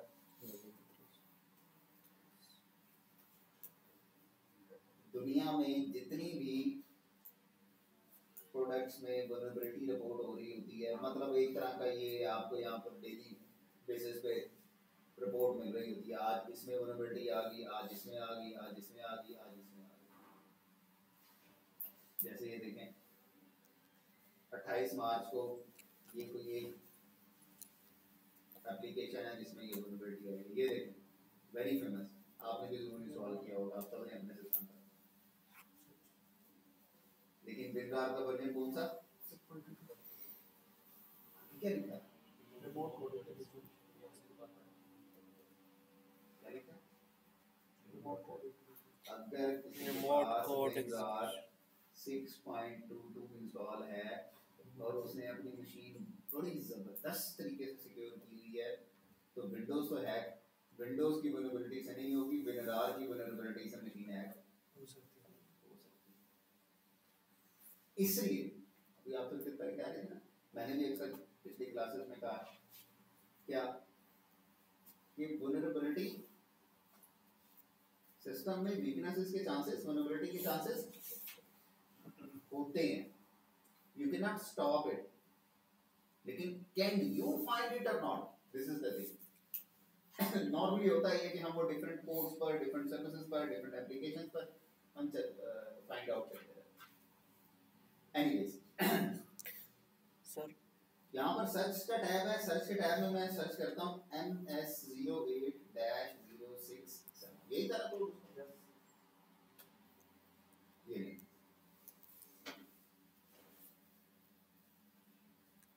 यहाँ पर मैं क्यों आया हूँ और किस लिए मैंने MS08-067 सर्च किया, किस लिए, कंफर्मेशन के लिए। अच्छा, अब कंफर्मेशन में जरा देखिएगा इधर कितने, मैं 6 ही सारे हैं और 6 के 6 में MS08-067, 08067, 08067, 080 सब में यही ऐसे ही है। जी सर। ओके, अच्छा अब इसमें से देखें, ये वी के नीचे कहीं पे एक क्रॉस लगा हुआ और 5 टिक लगे हुए हैं, ये वी का मतलब है वेरीफाइड, मतलब is this vulnerability verified vulnerability और नॉट। उसने क्या कहा, दिस इज वेरीफाइड वल्नरेबिलिटी। मज़ीद डिटेल देखना चाहें, मैं टाइम कॉन्स्ट्रेंट्स को ध्यान में रखते हुए ज़्यादा नहीं, लेकिन मैंने आपको बताया था आप उसकी डिटेल जितनी ज़्यादा डिटेल देखेंगे पढ़ेंगे क्योंकि काम एनालिसिस ज़्यादा। अच्छा, पहले हमने गूगल पे जाके चेक किया, हमें जो वल्नरेबिलिटी मिली कोड से पता लग गया, हाँ जी ये पक्की वल्नरेबिलिटी। एक्सप्लॉइट डीबी पे आके देखा, एक और प्लेटफॉर्म से हमने इसको वेरीफाई भी कर लिया। अच्छा, वापस आते हैं जी गूगल में, पहले तो मैंने जेनेरिक सर्च की थी ना, अब मैं यहाँ पर लिखता हूँ MS08-067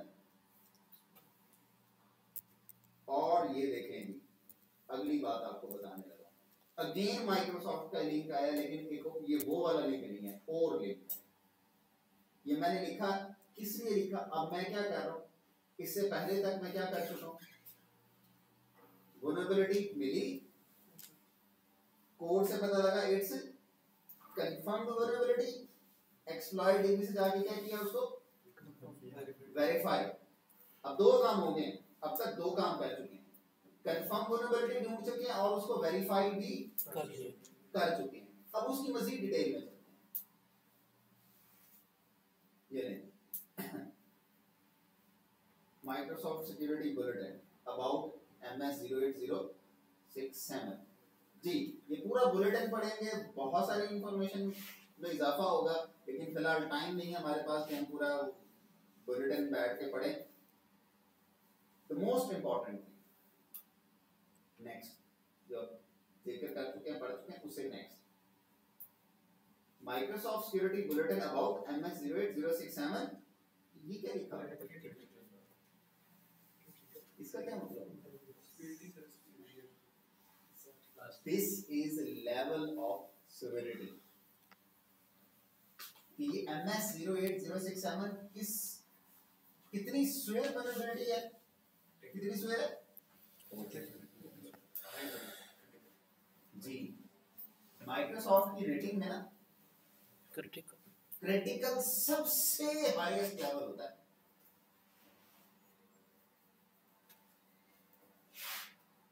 क्रिटिकल से कम होता है मॉडरेट, मॉडरेट से कम होता है एवरेज। ये हर कंपनी की अपनी अपनी टर्मिनोलॉजीज होती हैं, किसी में लो, हाई, मीडियम इस तरह से होता है, किसी में इम्पोर्टेंट, वेरी इम्पोर्टेंट और क्रिटिकल किसी में इस तरह से होता है। लेकिन अच्छा, अब एक और चीज भी मैं यहाँ पर बताऊं, वल्नरेबिलिटी ढूंढ चुके, वेरीफाई कर चुके, लेवल ऑफ सिवियरिटी हमें क्या पता लगा, अगर यहाँ पर लेवल ऑफ सिवियरिटी होता है average, level of severity average होता, तो फिर इसका क्या मतलब था, इसका इम्पैक्ट इतना नहीं है। हाँ जी, इस वल्नरेबिलिटी को यूज करते हुए अगर हम अटैक करेंगे चांसेस तो उसकी वजह से, उस अटैक की वजह से इतना ज्यादा डैमेज नहीं होगा, उसका इम्पैक्ट इतना ज्यादा नहीं होगा। If it is a DOS तो उसका इम्पैक्ट बहुत कम होगा, if it is a remote code execution तो शायद आपको उस मशीन की एक्सेस मिल जाए, शायद आपको मशीन की एक्सेस ना मिले।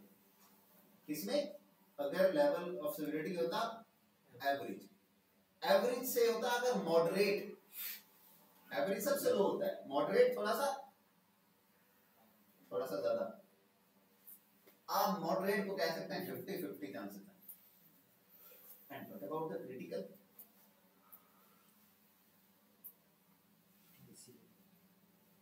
जी पेशेंट वाकई इन्होंने सही वर्ड बोला कि पेशेंट की हालत क्रिटिकल हो तो किधर होता है, आईसीयू में होता है, इमरजेंसी में नहीं होता। तो हमें कोशिश करनी है जब हम वल्नरेबिलिटी ढूंढ रहे हो, अगर हमें क्रिटिकल लेवल की वल्नरेबिलिटी मिल जाए क्या करना है, नेक्स्ट स्टेप लेना चाहिए। अभी तो क्लास में बैठे हैं, अगर आप अकेले हो ना उनके एक दफा जाम लेना है, खुशी का इजहार करना, उससे फ्रेश भी हो जाएंगे और 50% का अंदर फीलिंग भी आएगी कि नहीं जी हमने एक बड़ी क्रिटिकल किस्म की वल्नरेबिलिटी ढूंढ ली है। अच्छा, आगे उसकी डिटेल पे भी जरा एक नजर दौड़ाए जाते हैं। हाँ जी, ये देखिए मजीद और थोड़ी सी डिटेल। अच्छा यहाँ ये देखिए फर्दर लिंक भी दिए हुए सर। हाँ जी, ये देखिएगा यहाँ पर कहता है कि Windows server 2003 64 bit edition service pack 2 पर अगर ये वल्नरेबिलिटी होगी तो किस लेवल की होगी, क्रिटिकल लेवल की होगी, और window Vista and window Vista service pack 1 पर भी अगर वल्नरेबिलिटी हो सकती है, अगर वहां पर होगी तो किस लेवल की होगी?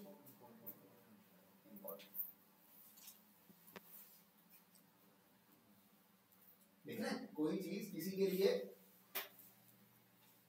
अल्लाह आप सबको हिफ्ज़ मान में रखे। मीठा खाने का शौक बहुत से लोगों को होता है, किसी को कम होता है, किसी को ज्यादा होता है ना?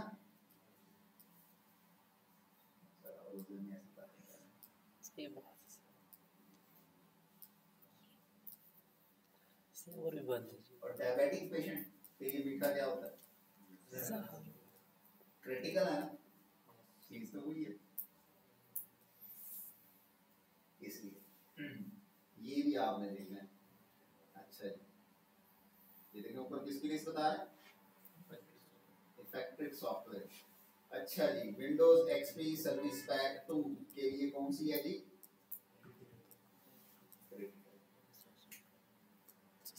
अच्छी बात तो है, माइक्रोसॉफ्ट वालों का दिमाग खराब नहीं, लेकिन हमें सारी बातें कौन बता रहा है? माइक्रोसॉफ्ट। का इनका दिमाग खराब है। दुकान बंद कर।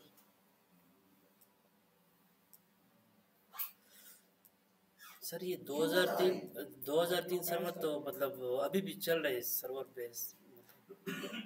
जिसने अभी तक पैच नहीं किया होगा अभी ये vulnerability होगी। जी मैं बात कर रहा था कि माइक्रोसॉफ्ट वालों का दिमाग खराब है, अपने प्रोडक्ट की बुराइयां खुद बता रहे हैं लोगों, है ना? कौन ऐसे ऐसे सोच रहा है जैसे मैं सोच रहा हूँ, और कौन सोच रहा है मेरे साथ? ठीक है, बाकी क्या सोच रहे हैं? इसके ऑपोजिट कौन सोच रहा है वो? और बाकी सो रहे हैं, रोजा लग। नहीं जी अभी तो सर आप बात आप जितने वो पराठे खा के आए होंगे, अभी तो पराठे हजम भी नहीं हुए होंगे। नहीं सर वो बात सही है, लेकिन आपके मिसाल में खाना ही आता है। नहीं मैं फिर मैं पराठों वाली साइड पे आ जाऊंगा। जैसे माशाल्लाह आपकी नजर से भी पोस्ट गुजरी होगी कि वो जनाब वो 2-3 पराठे बल वाले तय वाले इसलिए खाते हैं कि एक पराठा आपको फजर से जोर तक लेके आएगा, दूसरा जोर से असर तक लेके आएगा, तीसरा असर से लेके मगरिब तक काम करेगा। ऐसे ही आपका पेट अगर रॉकेट नहीं है कि जिसके 3 फ्यूल टैंक्स होंगे, वो आप 3 खाएंगे ना तो स्टमक ने भी उसी हिसाब से काम शुरू कर देना। खराब। तो जनाब क्या बात कर रहे थे?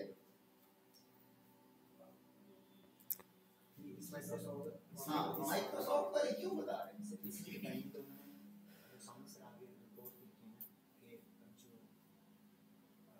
वेरी क्रिटिकल सिचुएशन थी उसको उन्होंने रिप्लेस भी किया, टाइटल से थोड़ा सा काम उन्होंने शायद किया, ठीक है, बाकी पे अभी तक काम नहीं हुआ। मेरी तो सर आर्टिकल कम्युनिटी रिपोर्ट किया है, बड़े लोग हैं सारे, ये बिल गेट्स दुनिया को बस टीके और वैक्सीन लगाने के चक्कर में बैठा है ना, अपनी विंडोज अपनी ठीक है।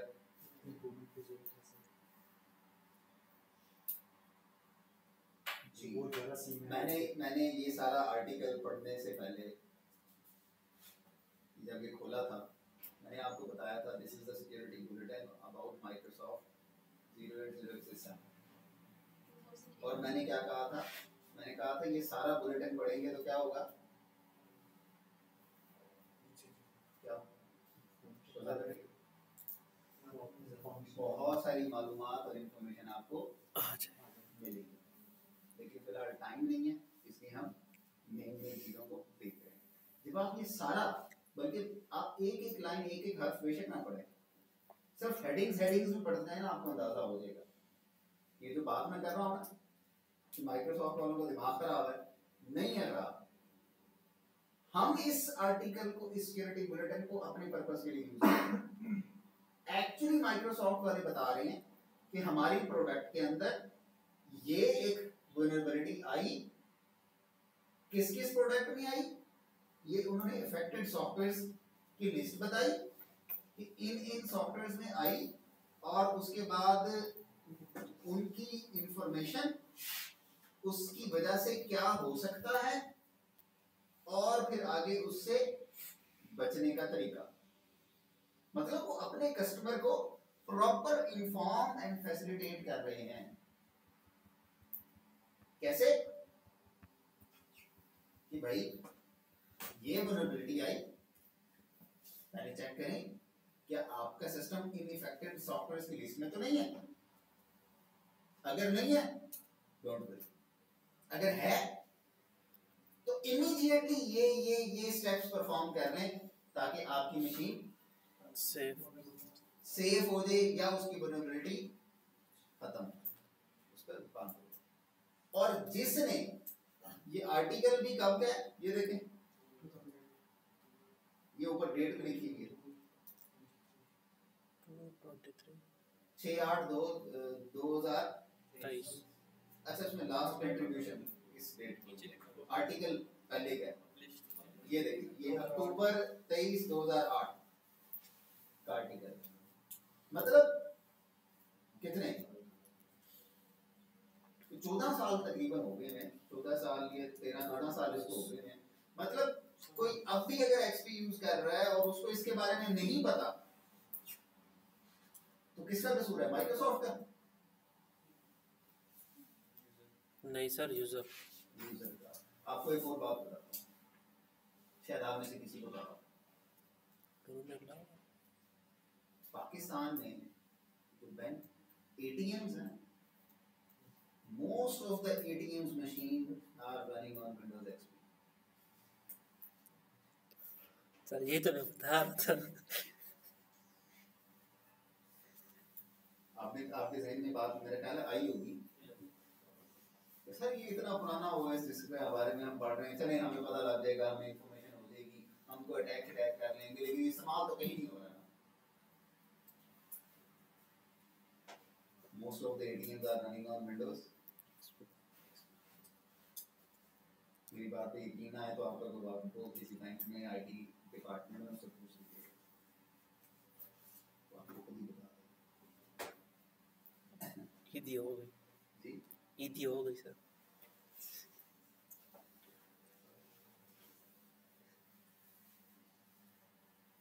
अच्छा जी,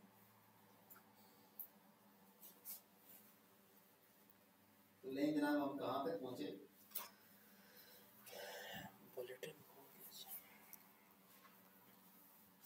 क्या क्या किया अभी तक हमने?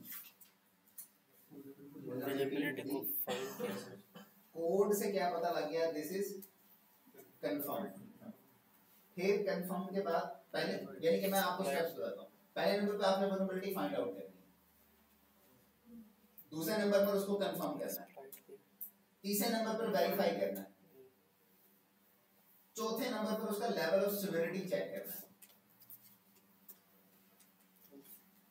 कौन से 4 स्टेप्स बताएं?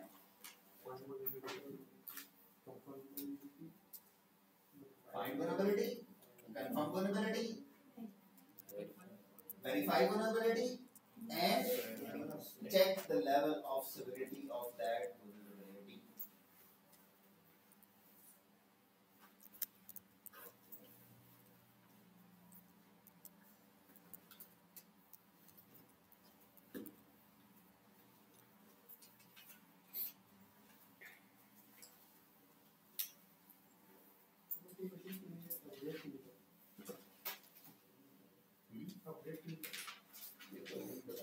सर ये डेटाबेस मतलब वही ना, ये जो कह रहे हैं अपडेट, वो तो फिर इस पे बहुत ज़्यादा खर्चा होगा, इंफ्रास्ट्रक्चर पूरा का पूरा सर। असल बहुत सी बातों में से एक बात ये भी कि खर्चा होगा, करेगा कौन?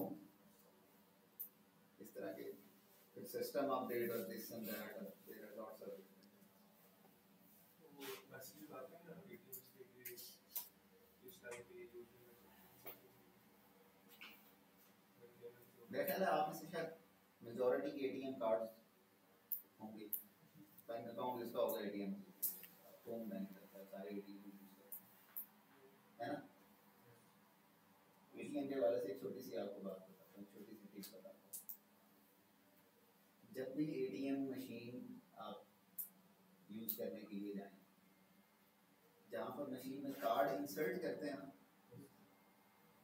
एटीएम कार्ड जिस जगह इंसर्ट करते हैं, उसको जरा अच्छी तरह, बहुत ज्यादा अच्छी तरह, जरा अच्छी तरह ना उसको हिला जुला के चेक किया करें। कीपैड जहाँ पर टाइप करते हैं ना आप अपना वो पिन कोड भी और अमाउंट वगैरह, उसको भी जरा एक साइबर सिक्योरिटी वाली नजर से जरूर देखा करें। पता है क्या, इस्लामाबाद जैसे शहर में, कहीं दूर दराज इलाके में नहीं, इस्लामाबाद जैसे शहर में पिछले कुछ सालों में ऐसे एटीएम्स रिपोर्ट हुए हैं जहां पर हैकर्स या क्रैकर्स या व्हाटएवर जो भी उनको कहें, एटीएम मशीन में स्किमिंग डिवाइसेस लगा के गए हैं। वो कैसी होती है आम बंदे को पता भी नहीं लगता।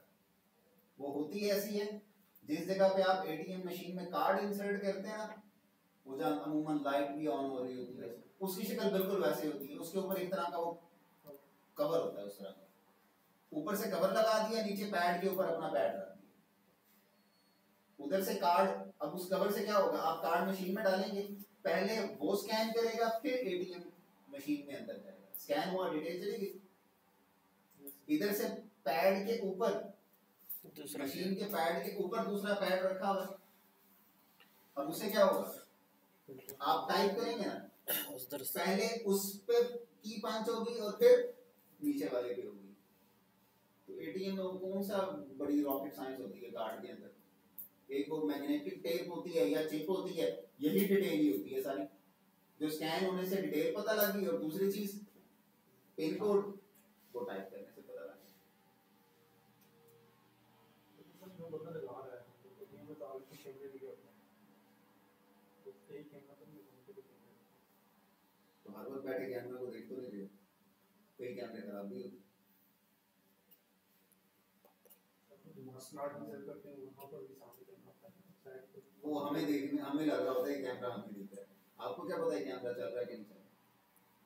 चलिए अगर चल भी रहा हो तो क्या आप 24/7 बैठ के कैमरा मॉनिटर कर रहे होते हो? नहीं सर, उसको इंसिडेंट होता है तो फिर निकाल के चेक करते हैं। और इंसिडेंट भी ऐसा जो इंसिडेंट हो जाने के बाद इंसिडेंट रिपोर्ट हो, तो मेरे साथ ये काम हो गया था, फिर बैंक वाले जा, अच्छा वो कैमरे की निकालो ना वीडियो, या स्नैचिंग या इस तरह का कोई इंसिडेंट हो जाए जो प्रोमिनेंटली पता लग जाता है, फिर करते हैं, वरना तो नोबडी बॉदर्स। इस वाले से एक और भी छोटी सी बात आपको मशवरा है, अभी आगे सीजन आ रहा है गर्मियों का, गर्मियों के सीजन में खासतौर पर समर वेकेशंस में बहुत से लोगों की ख्वाहिश भी होती है और करते भी हैं कि वो नॉर्दर्न एरियाज में घूमने फिरने के लिए जाते हैं। टूरिस्ट स्पॉट्स पर इस तरह के बहुत सारे केसेस रिपोर्ट होते हैं।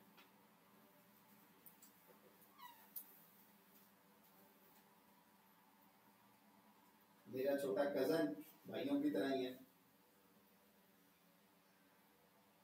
हमारा फैमिली का एक व्हाट्सएप का ग्रुप बना हुआ है, उसमें किसी और कजन ने पिक्चर शेयर की, शायद आपकी नजर से भी गुजरी और नहीं तो चेक कर लीजिएगा, गूगल पे आपको मिल जाएगी।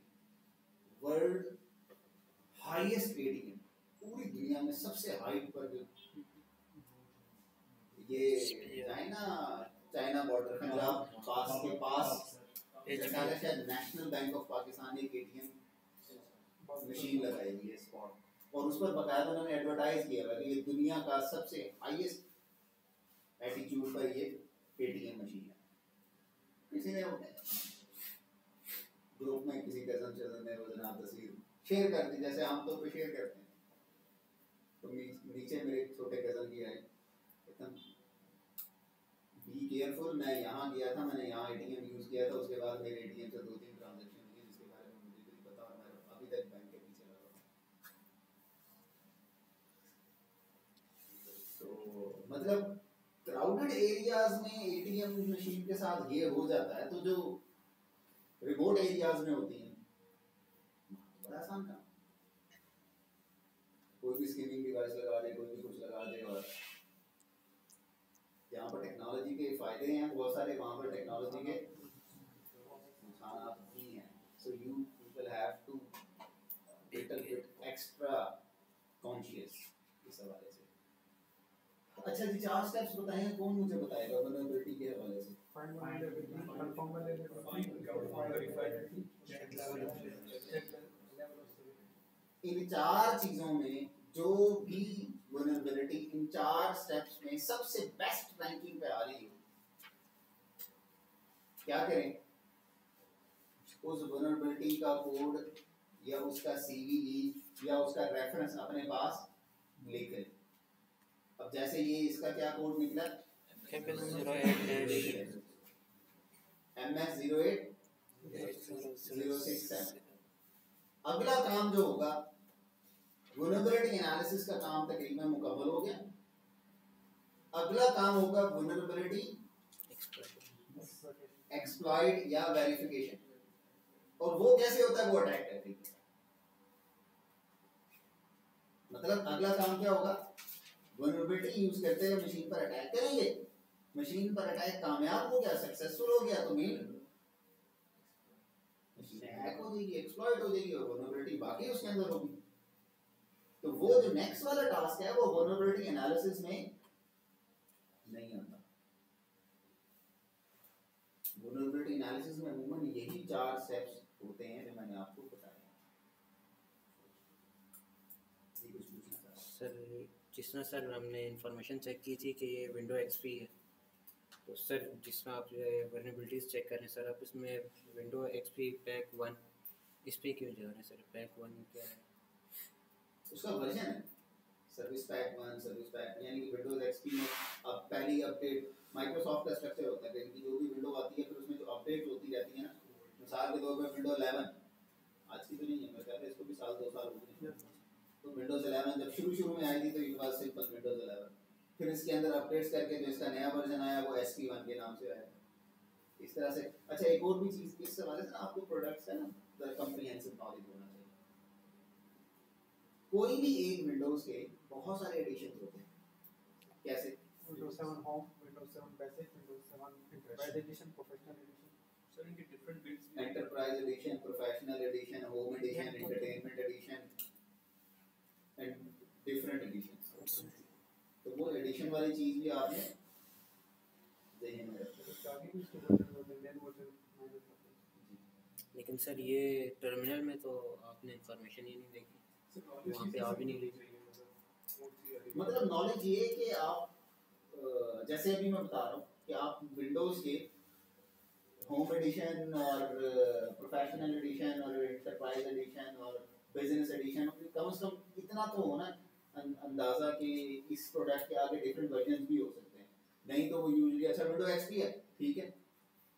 अब जो सिर्फ वो 1-2 चीज़ों पे जाते हैं, मुझे बहुत सारे मेरे स्टूडेंट्स आके फिर जो ज़्यादा डीप डिटेल में एनालिसिस नहीं करते हो, सर आप अपने कंप्यूटर पे करते हैं काम, बिल्कुल अटैक हो जाता है, हम जाके करते हैं नहीं होता अटैक, हमारा अटैक कामयाब नहीं होता।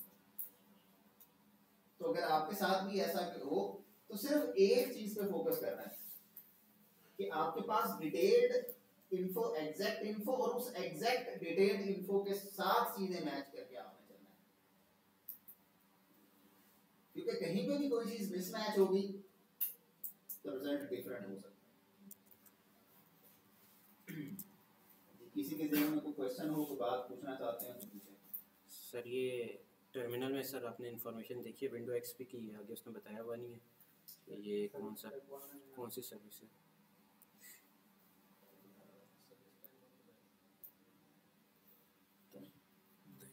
उसमें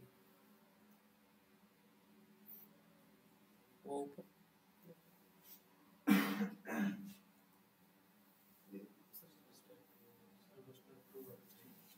और इत्तेफाक से भी जब मैं आपको फैक्ट्री सॉफ्टवेयर लिस्ट दिखा रहा था और मैंने आपको प्रोमिनेंटली मैंने आपको फाइंड आउट करने के कहा था, सर्विस पैक 1 था वहाँ पे नहीं था, तो हमारे पास सर्विस पैक 1 है नहीं है, तो वो 3 था।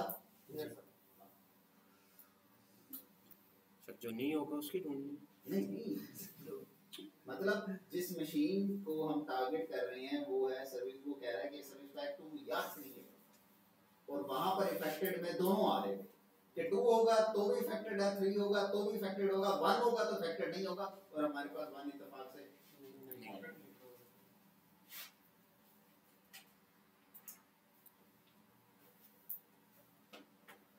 अच्छा एक और छोटी सी चीज भी आपको बताता जाऊं, ये डिटेल में आपको अगर एसएमबी और इस डिस्कवरी का टैग नजर आए ना, ये डिटेल्स नजर आए, कौन सा इसका भी मतलब है आपको यहाँ से भी थोड़ा सा अंदाजा हो जाएगा, इसका भी मतलब है कि इस मशीन में एसएमबी यानी नेट बायोस की कोई ना कोई वल्नरेबिलिटी है। जिस मशीन पर नेट बायोस की वल्नरेबिलिटी नहीं होती उस मशीन पर एसएमबी ओएस डिस्कवरी डिटेल्स नहीं है। जरूरी नहीं है कि आप हर मशीन को विंडो को स्कैन करें और एसएमबी ओएस डिस्कवरी है डिटेल्स है, जिस पे डिटेल्स आएंगी वो उस पर कोई ना कोई वल्नरेबिलिटी होगी। अब वो आगे कौन सी है वो आपको पता लगाएंगे तो पता लगेगा। जरूरी नहीं है कि जिस पे एसएमबी ओएस डिस्कवरी आ रहा हो उन सब पे MS08067 ही लगाते हैं, सबके डिफरेंट डिफरेंट कोड्स होते हैं।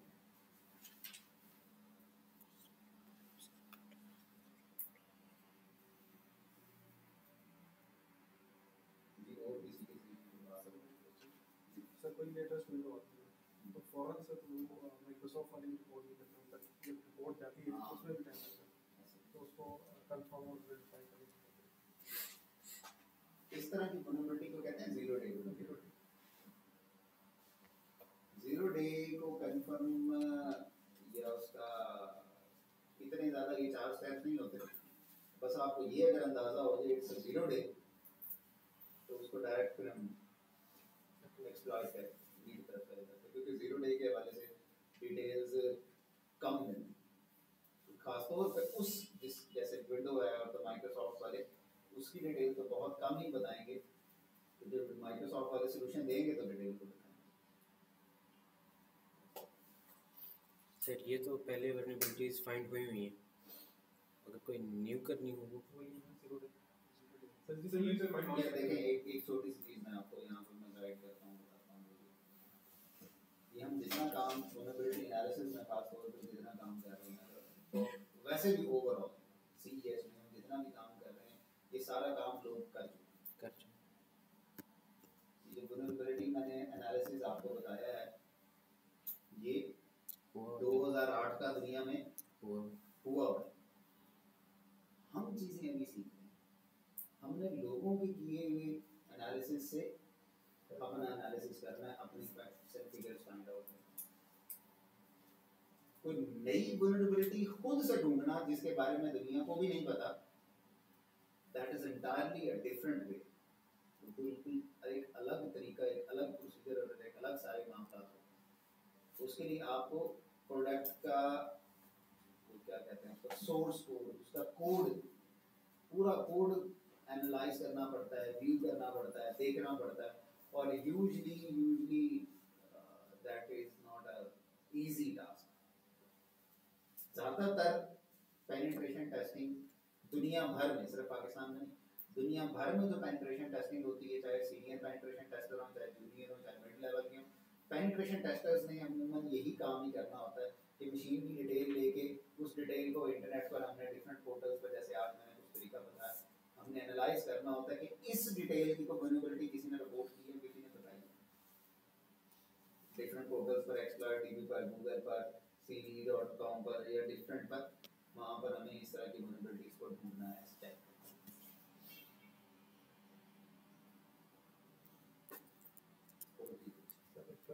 कोई वल्नरेबिलिटी वहाँ पर पोस्ट करते हैं और बंदे को कोई फायदा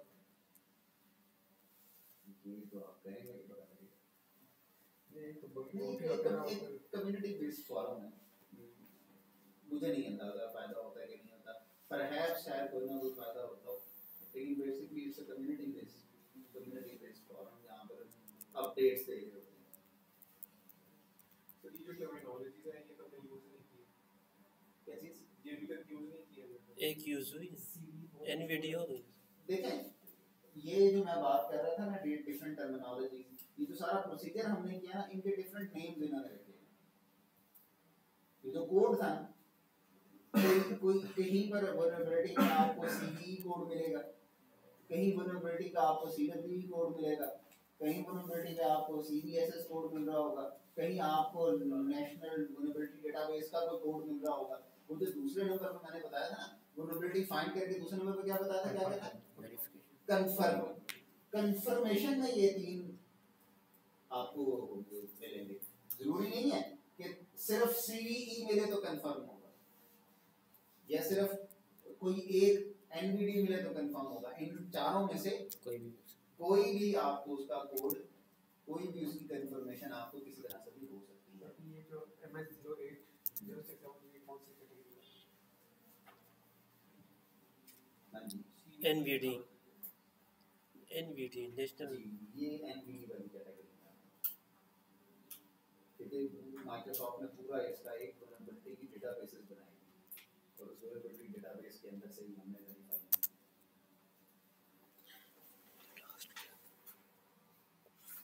सर ये बग बाउंटी जो होती है, ये वल्नरेबिलिटीज न्यू प्रोडक्ट को फाइंड करने के लिए होती है, किस लिए होती है? तो वही मैं बात कर रहा था कि कोड पूरा एनालाइज करना, मतलब उसके अंदर कुछ बग्स ढूंढना।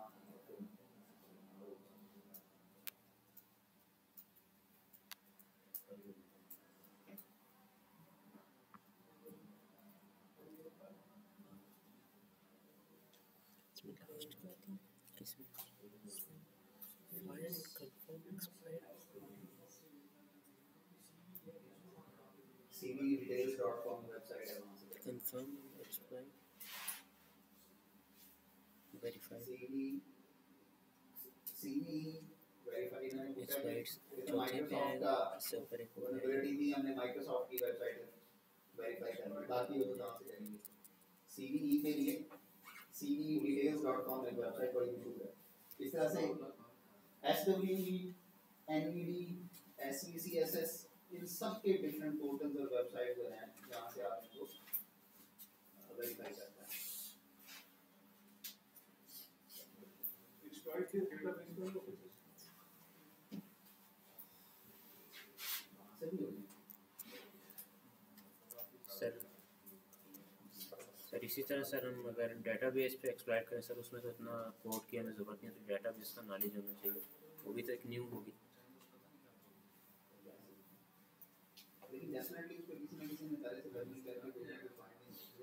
जी सर, अगर फॉर एग्जांपल मैं कोई भी वेबसाइट निकालता हूँ, अगर मुझे SQL नहीं आता, मैं एक एक पेज चेक करता हूँ, मुझे उस पर कोई वल्नरेबिलिटी मिलती है, तो वो न्यू होगी या उसको किस तरह मिल डिपेंड करता है कि हो सकता है पहले किसी ने फाइंड आउट की, या हो सकता है कि आप पहले तो फाइंड आप नहीं पहले तो प्रॉब्लम नहीं निकालिए। अगर वो पहले से किसी ने फाइंड आउट की होगी तो डेफिनेटली आप किसी फॉरम पोर्टल पे आपको उसके बारे में मिल जाएगी।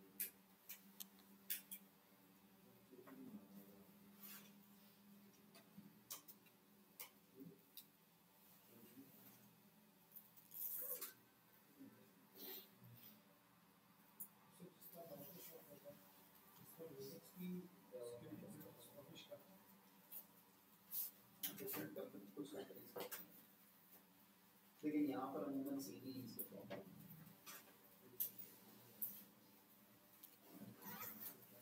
सिस्टम करेंगे सिस्टम करेंगे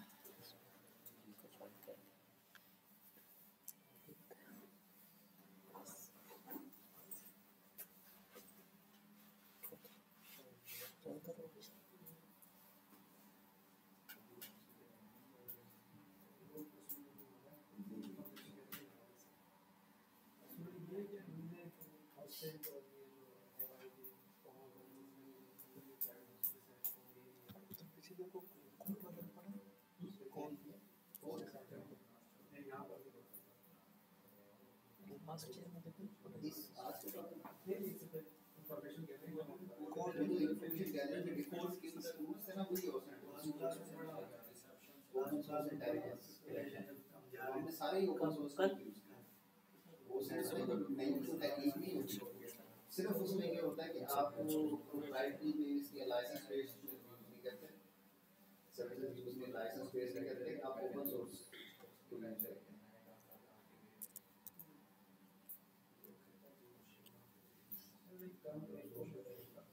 सोशल मीडिया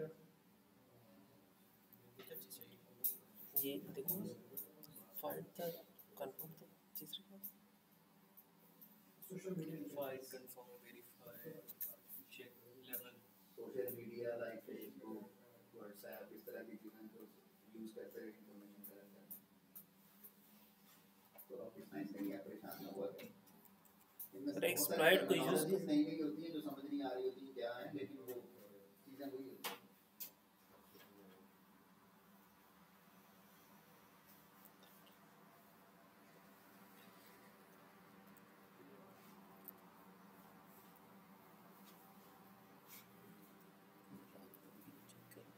सर ये CV डिटेल्स वाला वेबसाइट पे भी आप थोड़ा एक्सप्लेन कर देंगे सर कि उसमें कैसे इंशाल्लाह कल भी ये टॉपिक आएगा हमारा मैं वो